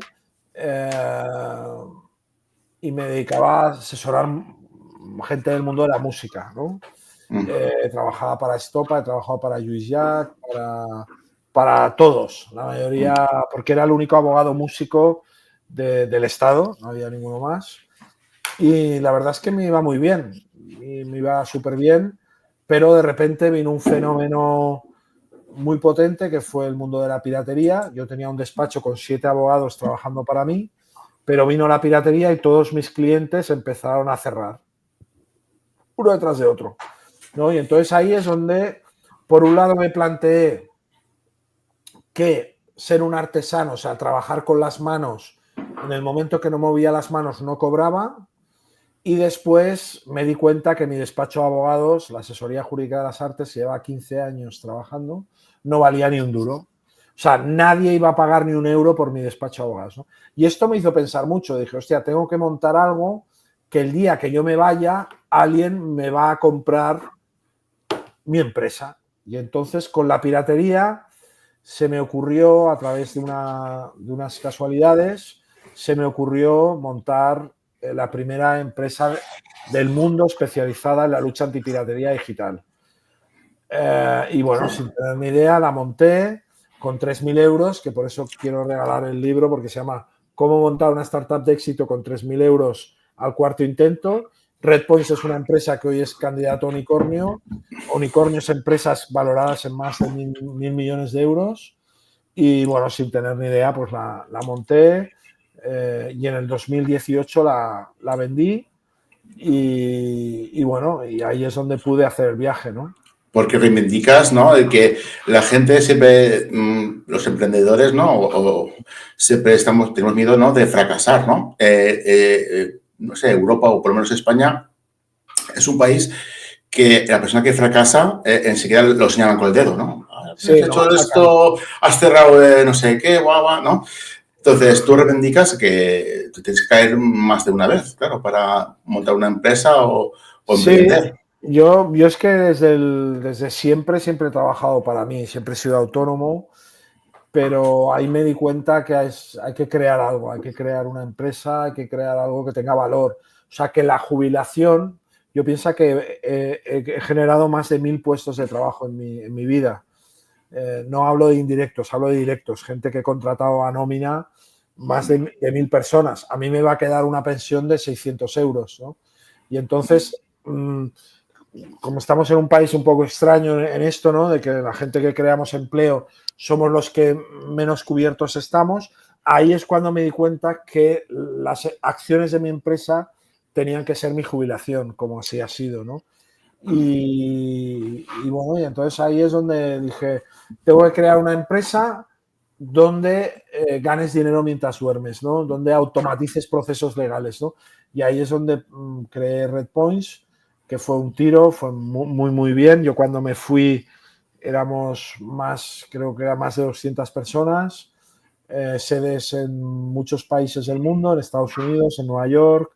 Y bueno, la vendí, no fue fácil, fue un proceso muy duro personalmente porque, bueno, lo bueno de todo ese mundo de la inversión es que no tienes que poner tu casa en la mesa, pero es muy complejo, ¿no? O sea, yo soy antibancos total, o sea, creo que en la calle hay un montón de dinero para nosotros, para los inversores, hay para los emprendedores, y entonces con los inversores, bueno, pues tuvimos, no es fácil, y aparte yo era emprendedor único porque como recompré mi empresa 3 veces, una vez, o sea, 2 veces con dinero, pues cuando empezó a ir bien, pues tenía casi el 100% de las acciones, y entonces ahí empecé a un mundo loco, que por eso quería regalar el libro para que la gente entendiera, porque claro, la gente ve el final, ¿no? Dice, hostia, qué bien, ¿cómo has montado? Y digo, ya, pero hostia, costó muchísimo.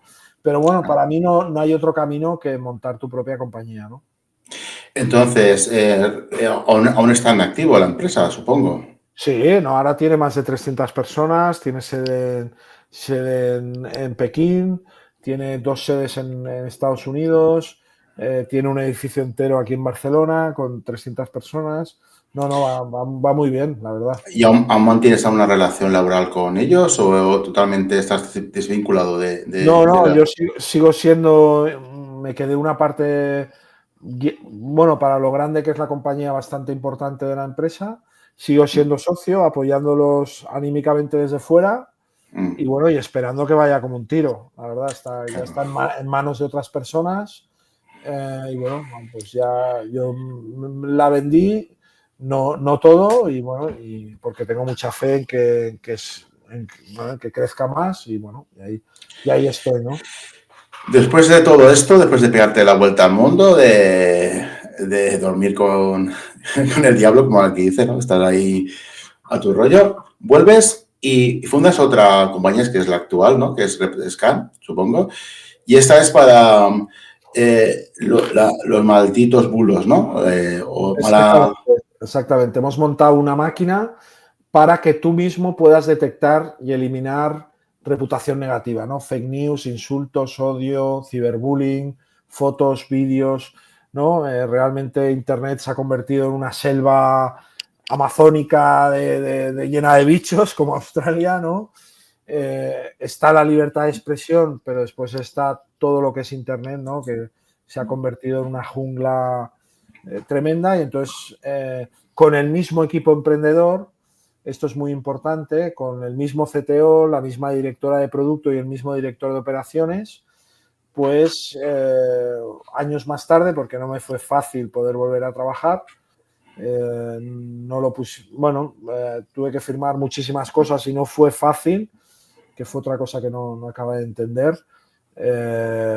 Pues fundamos RepScan, que es esta empresa para gestionar tú mismo tu propia reputación, ¿no? Y bueno, la verdad es que va como un tiro, ya tenemos 26 personas, sede en Nueva York, perdona, sede en Miami, sede en Los Ángeles, tenemos clientes en 62 países, pero un poco con la misma filosofía, ¿no? O sea, una empresa que vaya automáticamente, o sea, nosotros generamos dinero mientras dormimos porque quitamos contenido de gente de noche gracias a la tecnología. Y eso cómo se puede hacer, ¿no? O sea, porque claro, la información está alojada está dispersada por todo el mundo, ¿no? Y hay diversas legislaciones al respecto, ¿no? No es igual tener tu foto alojada en Rusia que en la Unión Europea, que en Estados Unidos, que, yo qué sé, en África, ¿no? Entonces, eso como, o sea, lo que se puede contar, claro, ¿cómo se puede conseguir? Por ejemplo, yo tengo una foto mía de una noche estas que voy con la moto y tengo un descuido. ¿Cómo la puedo yo? Bueno, precisamente lo que hemos hecho, somos una Legal Tech, ¿no? Yo soy abogado, soy profesor de universidad, de la universidad de mi ciudad, bueno, de mi zona, de Gerona, pues yo soy de San Feliu de Guíxols y fui profesor de esa universidad y aún lo sigo siendo porque nos echaron con los recortes, pero yo me considero profesor de esa universidad hasta que alguien diga lo contrario, porque nos echaron con todos los recortes del presidente Mas, ¿no? Que de repente pues muchos profesores tuvimos que salir forzosamente de la universidad. Yo estuve 2 años en 2 universidades de Gerona, la de publicidad y Derecho, estuve dando clases allá. Y entonces, bueno, lo que yo he hecho es lo que hemos hecho es automatizar los procesos de eliminación. Por ejemplo, una foto de un menor en Instagram. Pues la primera vez yo tengo que enseñarle a la máquina los procesos de eliminación, pero una vez le he enseñado, el segundo caso ya lo hace automático, ¿sabes? O sea, le tengo que enseñar una foto de un tío en Rusia. Pues hago los procesos, le hago la carta en ruso, o sea, tengo que enseñar, pero en el segundo caso ya lo hace la máquina automáticamente. O sea, y eso también es válido con los teléfonos móviles, es decir, esta publicidad o solamente son con imágenes y No, vídeos. todo lo que esté en internet. O sea, Actualmente el WhatsApp no es así, igual que el Telegram, pero no, todo lo que sea publicado en internet es posible quitarlo. También te digo que hay muchas cosas que no se pueden quitar y por yo, tanto pues te lo certificamos, ¿no? yo me refiero a estos teléfonos, ¿no? Que empresas, cuando haces lo de los cookies, ¿no? Se apropian del teléfono tuyo, o sea, porque das permiso, porque ya vivimos que ya la gente ya no se lee la letra pequeña de los cookies, ¿no? Entonces, estos teléfonos que te llaman a lo mejor a las 5 o a las 3 de la tarde cuando estás haciendo la siesta y dices, pero bueno, a ti quién te ha dado mis datos, ¿no? Eso también se puede quitar, o sea, eso también Sí, sería... sí, todo lo que esté publicado en internet se te publica tu teléfono móvil, la dirección de tu casa, todo lo que sea publicado en internet se puede quitar. Y eso, ¿qué es la tarifa que tenéis? ¿Es por archivo? Es decir, por acción Sí, nosotros tenemos un precio o sea, nosotros tenemos 2 tipos de cliente. Cliente que tiene un problema puntual, o la tengo 5 fotos o 5 vídeos de YouTube, y después cliente que tiene problemas recurrentemente, ¿no? Entonces hemos hecho una máquina para que él mismo se lo gestione, o sea, para que él mismo detecte y elimine contenido de internet. Y por otro lado tenemos un servicio de urgencias, que ahí es donde hemos facturado pues más de 1 millón de euros en 62 países, que nos viene, pues el último ha sido Filipinas, ¿no? Que nos viene un filipino que quiere eliminar unas fotos y entonces, pues bueno, pues se lo hacemos. O sea, que hay como dos opciones, ¿no? La opción, digamos, más entre comillas, económica, que es la máquina, ¿no? Que entonces tú, y después está, digamos, la gestión personalizada, que es la que dices, mira, estoy aquí con cierta persona, no quiero que aparezca y quiero que me quites ya, pero ya.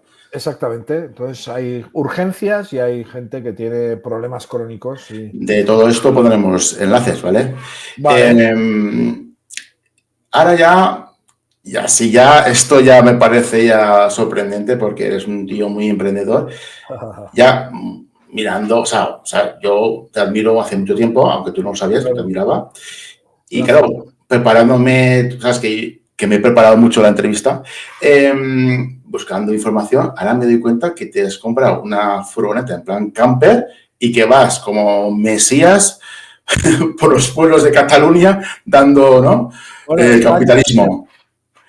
Y Sí, bueno, bueno, que se llama Bolton Móvil, ¿no? Y dime, lo que dime, hemos hecho, esto me parece muy curioso, dime, eso mira, sí que...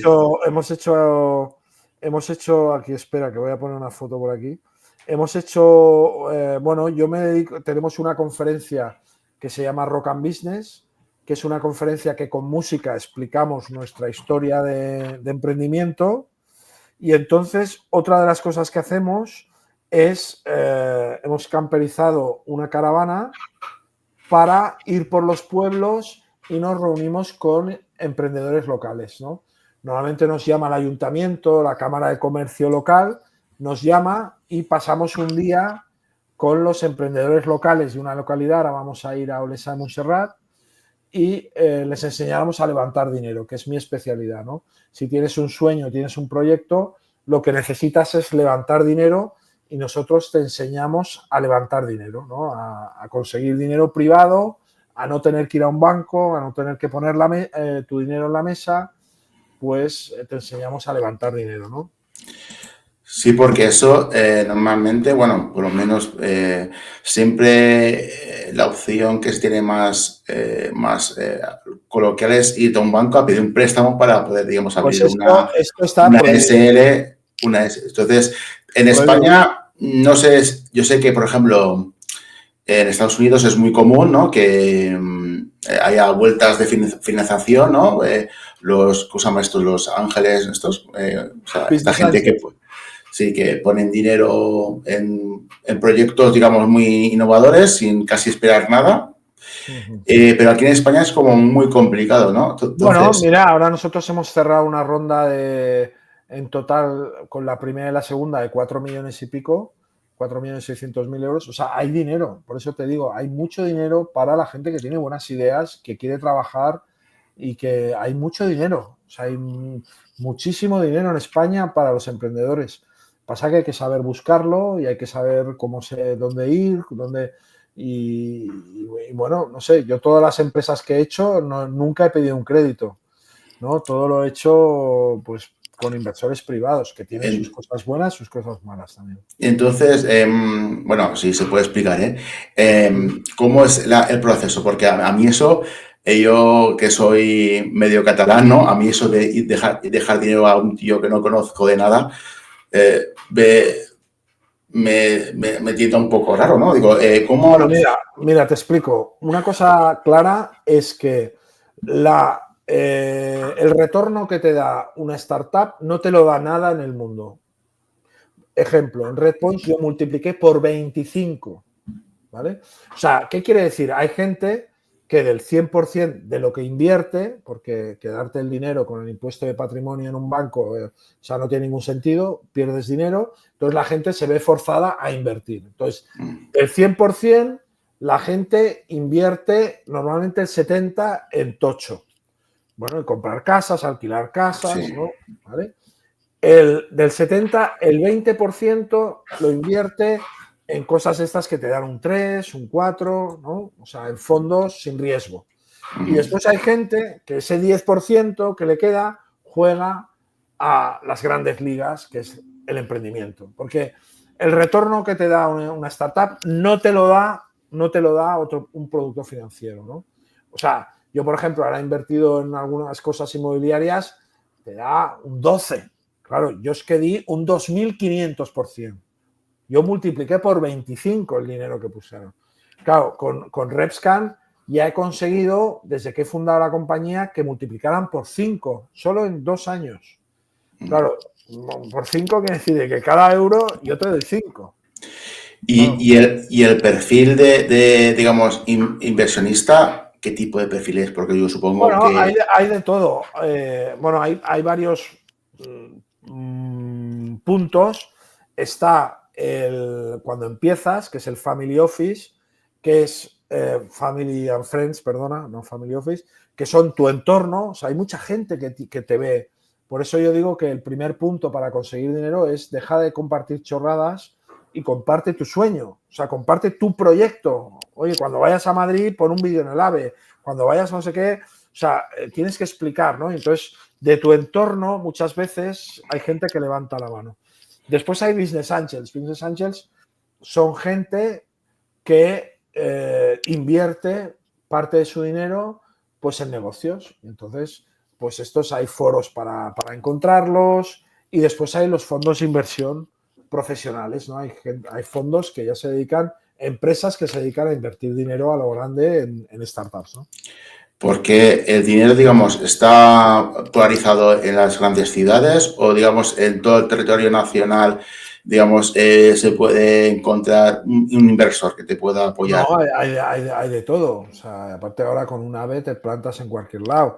O sea, la gente busca rentabilidad, busca honestidad, busca exclusividad. Cuando digo exclusividad, que te dediques en cuerpo y alma a tu compañía. Y eso es lo que busca, ¿no? Y entonces, y busca una oportunidad de negocio, ¿no?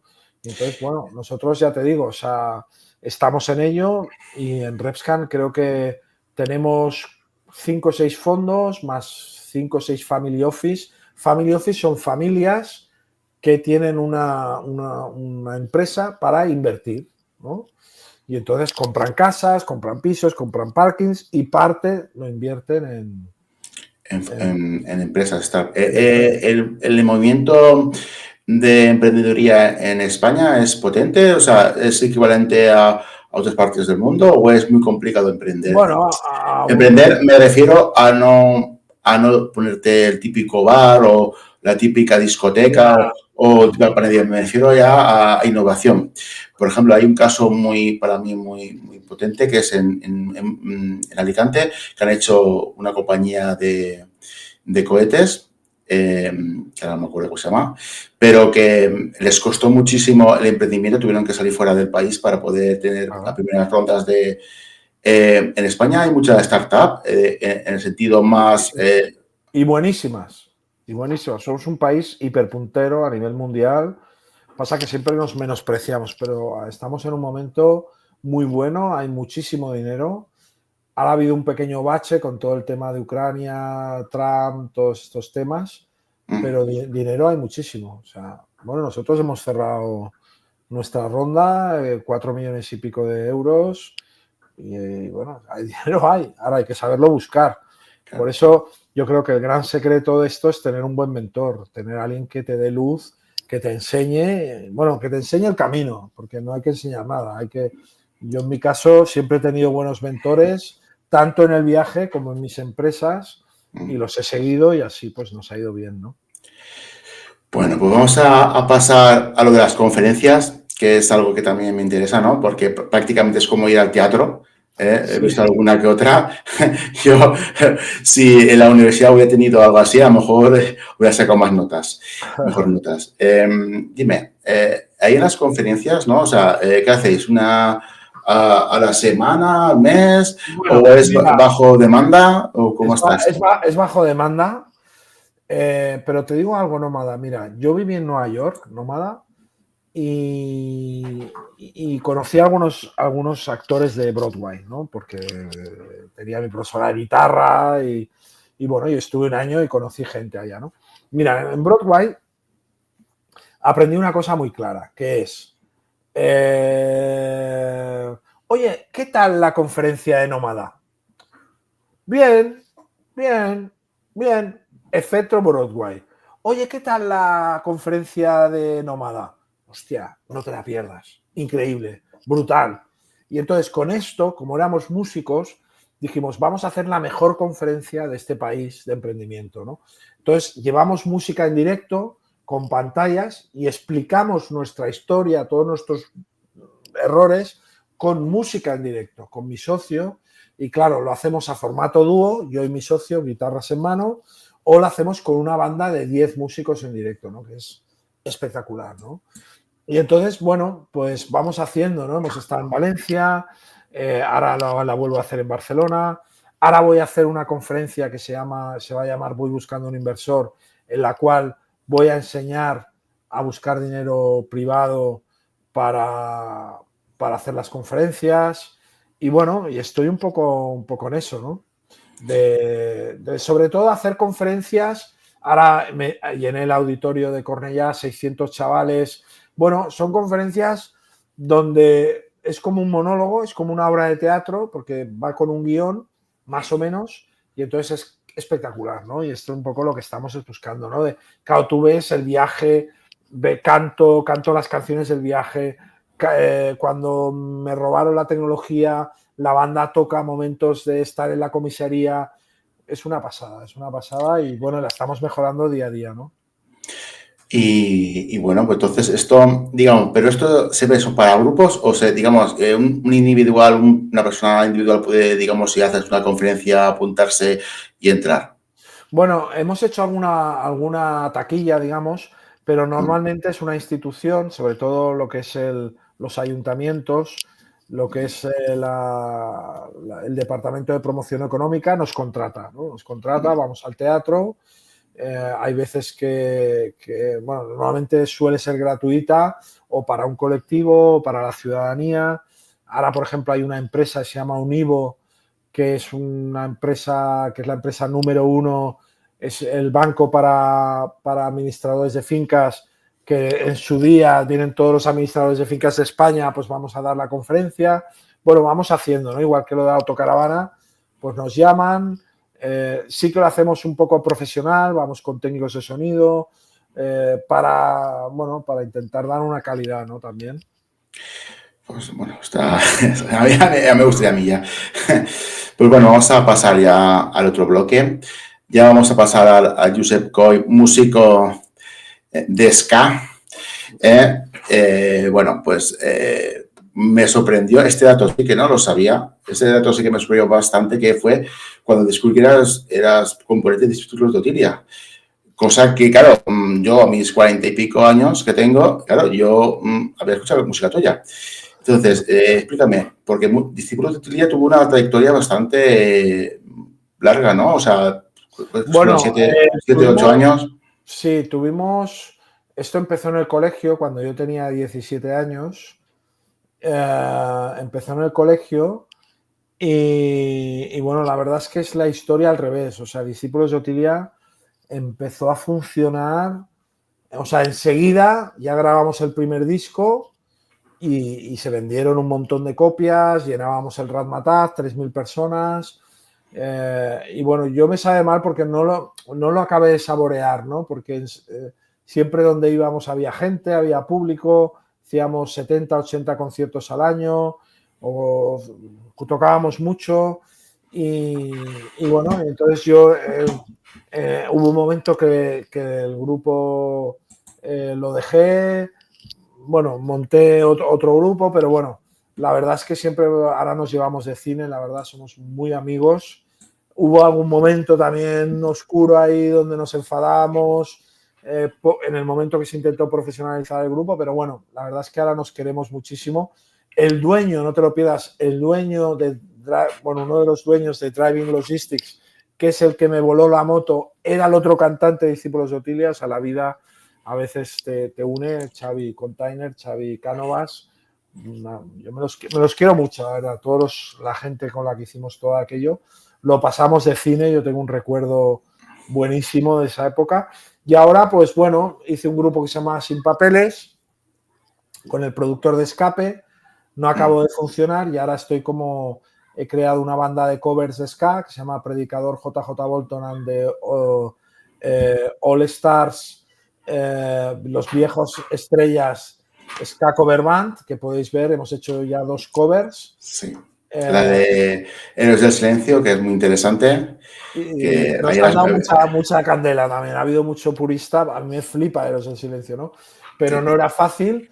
Y ahora hemos hecho un tema. O sea, estamos cogiendo temas no fáciles. Ahora hemos hecho un Sufre Mamón, ¿no? De Hombres G, que también todo el mundo dice. ¿Pero Sufre Mamón censurado o sin censurar? No, tal como es, con la letra tal como era. Y entonces también hemos cogido un tema como muy, muy pop, ¿no? Y hostia, pasarlo al ska, ¿no? Y estamos pasándolo bien. Hemos cogido Soy Rebelde de Janet, hemos cogido el Chus de la Polla Records. O sea, estamos como yendo y esto me encanta a mí, ¿no? ¿Y tenéis fecha de actuaciones? ¿Se puede ver en directo? Vamos a presentarlo en noviembre en Barcelona oficialmente. Estamos buscando agencia de contratación, porque nuestro manager, pues después de muchos años, pues decidió ir por otros derroteros.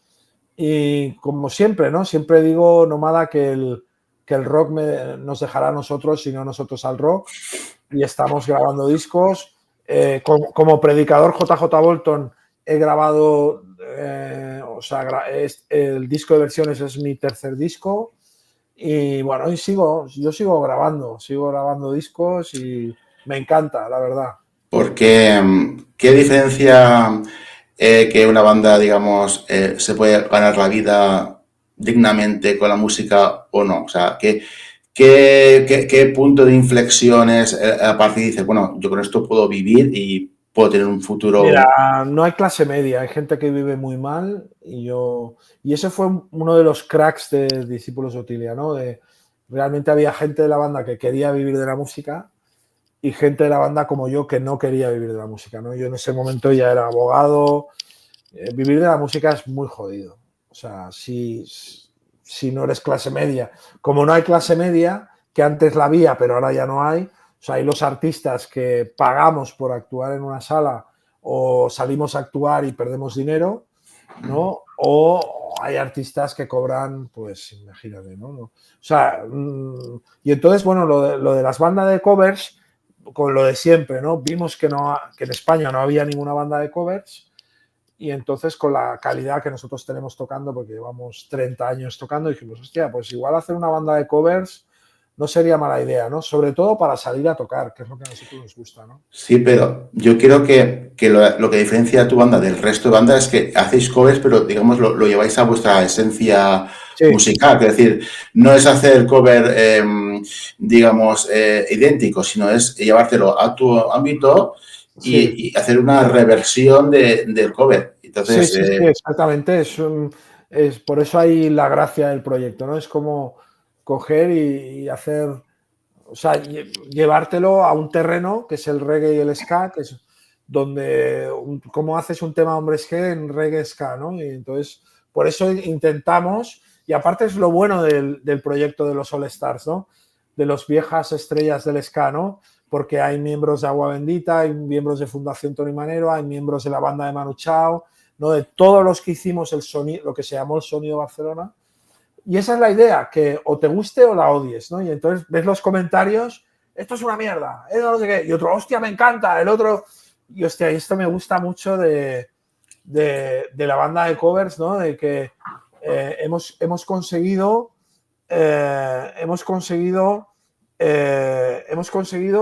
esa cosa, ¿no? O sea, lo que más me gusta de la banda de covers es precisamente esa esencia, ¿no? Donde te encuentras gente que puristas de Héroes del Silencio que te dicen de todo, como ¿cómo te atreves a cantar? Tú que cantas como una rata. Yo soy sabinero, yo canto como una rata, si es que canto como una rata, si es que lo reconozco.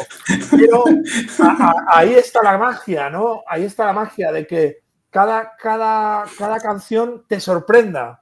¿Me entiendes? Cada canción te sorprenda, ¿no? Y entonces, por ejemplo, ¿no? Hemos hecho este de Héroes, que ha habido gente que le ha encantado, pero ha habido gente que tal.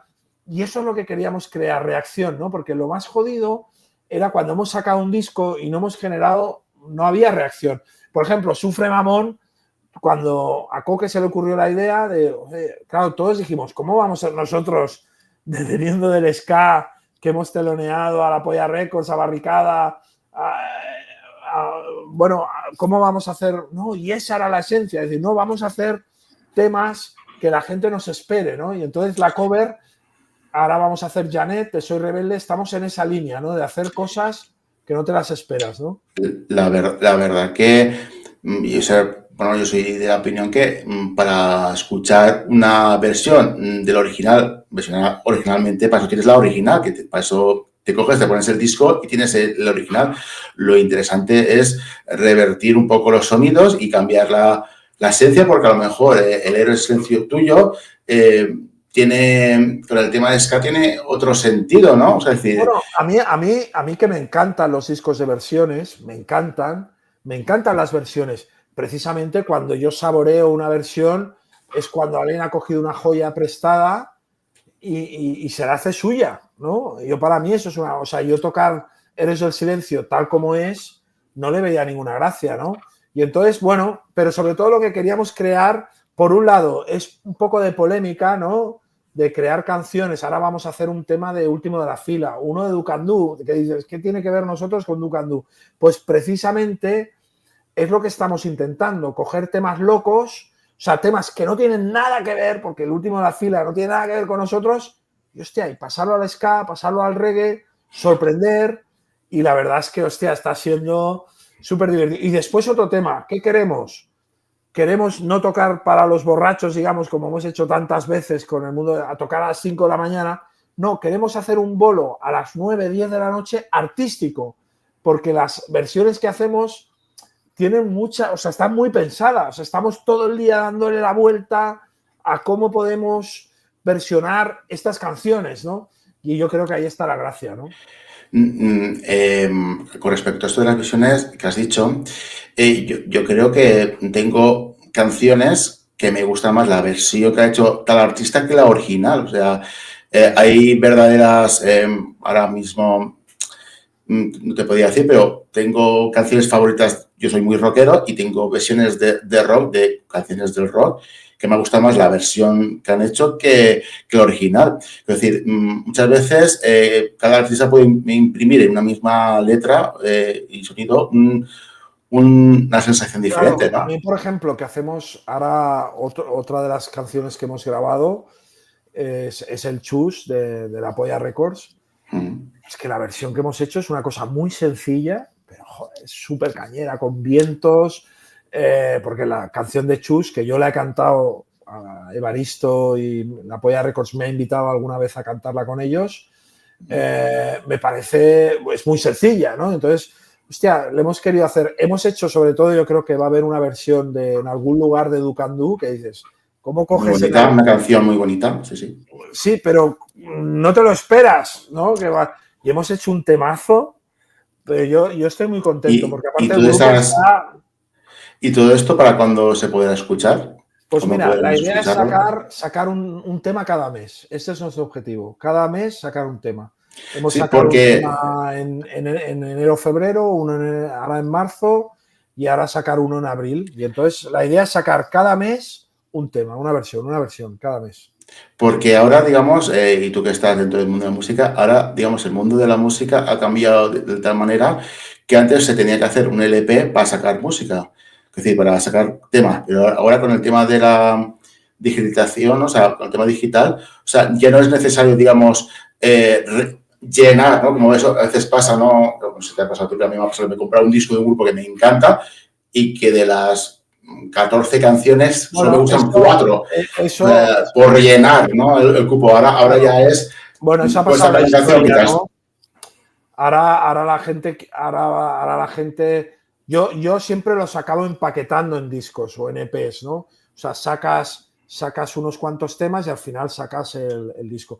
Pero ahora con la cover Escabán de All Stars, la idea es sacar un tema cada mes. Nos está costando, ¿eh? Porque le damos, no sabes las vueltas que le damos, oye, no sé qué. Está Coque Moreno, que está haciendo la producción también. Está Mark, el teclista, que es el teclista de Bandita, que también es muy meticuloso. Tenemos a Freni, entonces nos lo pasamos pipa, dándole vueltas, grabamos maquetas, entonces seguimos pensando. La idea es sorprender, o la idea es que aplaudan o insulten, pero que no te dejen indiferente, ¿sabes? Que esto no, es que es fundamental. O sea, Hombre, está, no, pero esto es fundamental. O sea, lo fundamental es que la cover no te deje indiferente. Yo, por ejemplo, con el Sufre Mamón, que ha sido un tema pues que yo tampoco me veía cantando Sufre Mamón, hostia, ha habido un montón de gente que nos ha dicho, oye, me ha encantado la versión, me ha encantado la versión.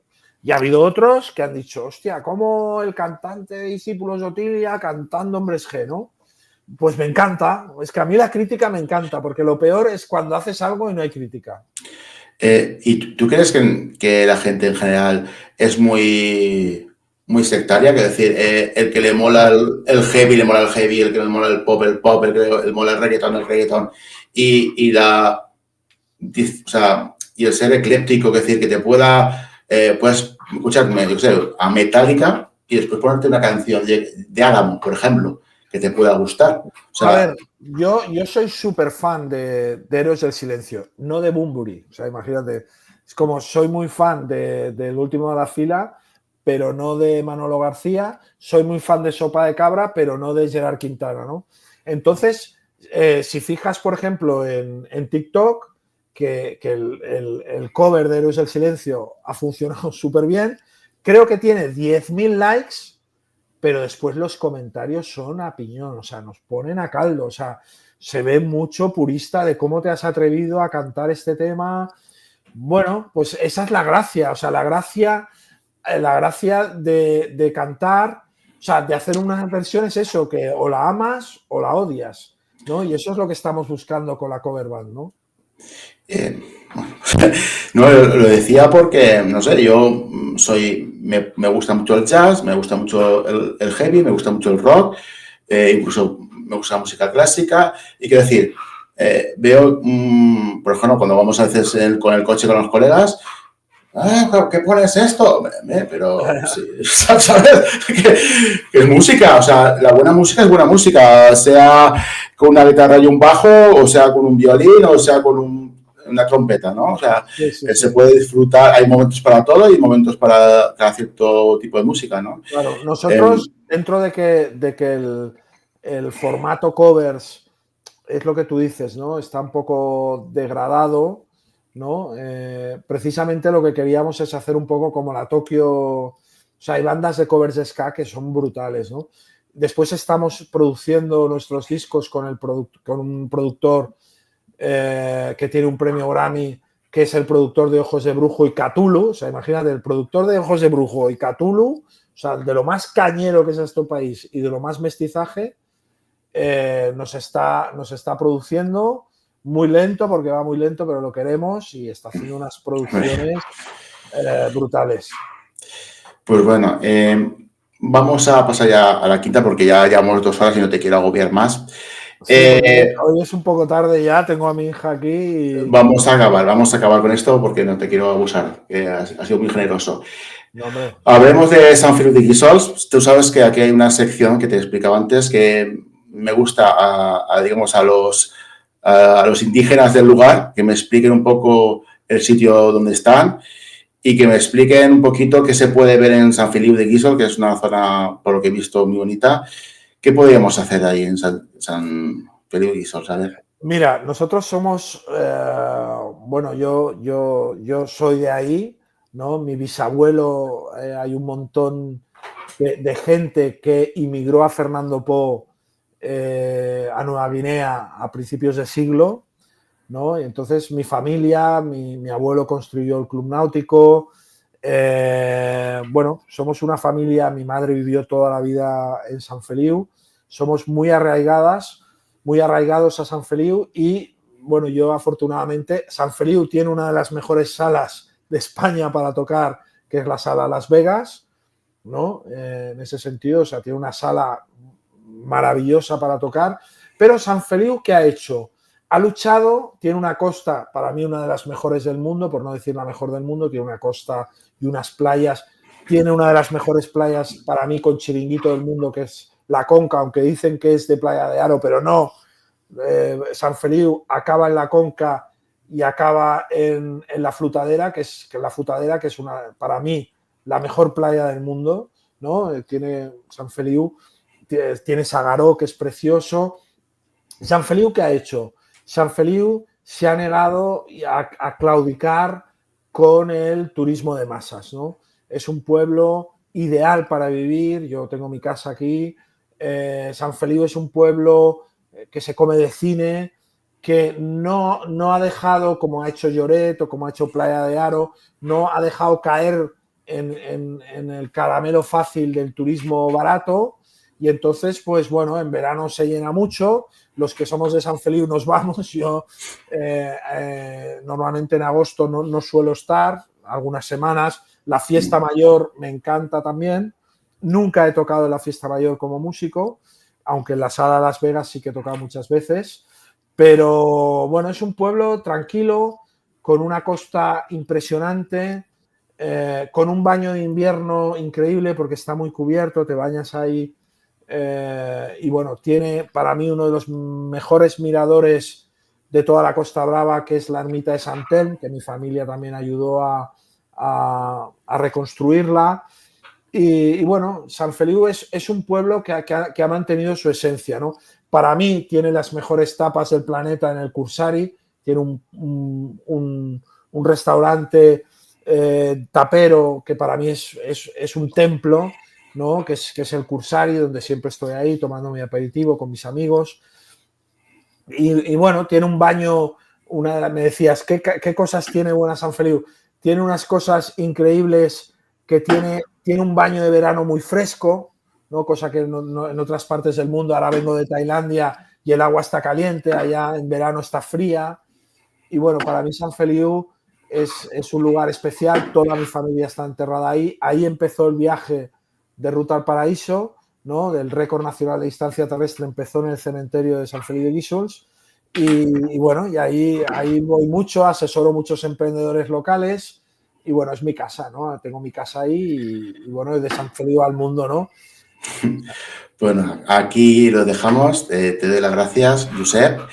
Y a todos vosotros, como siempre os digo, buen viaje y buena suerte. Nos vemos la próxima.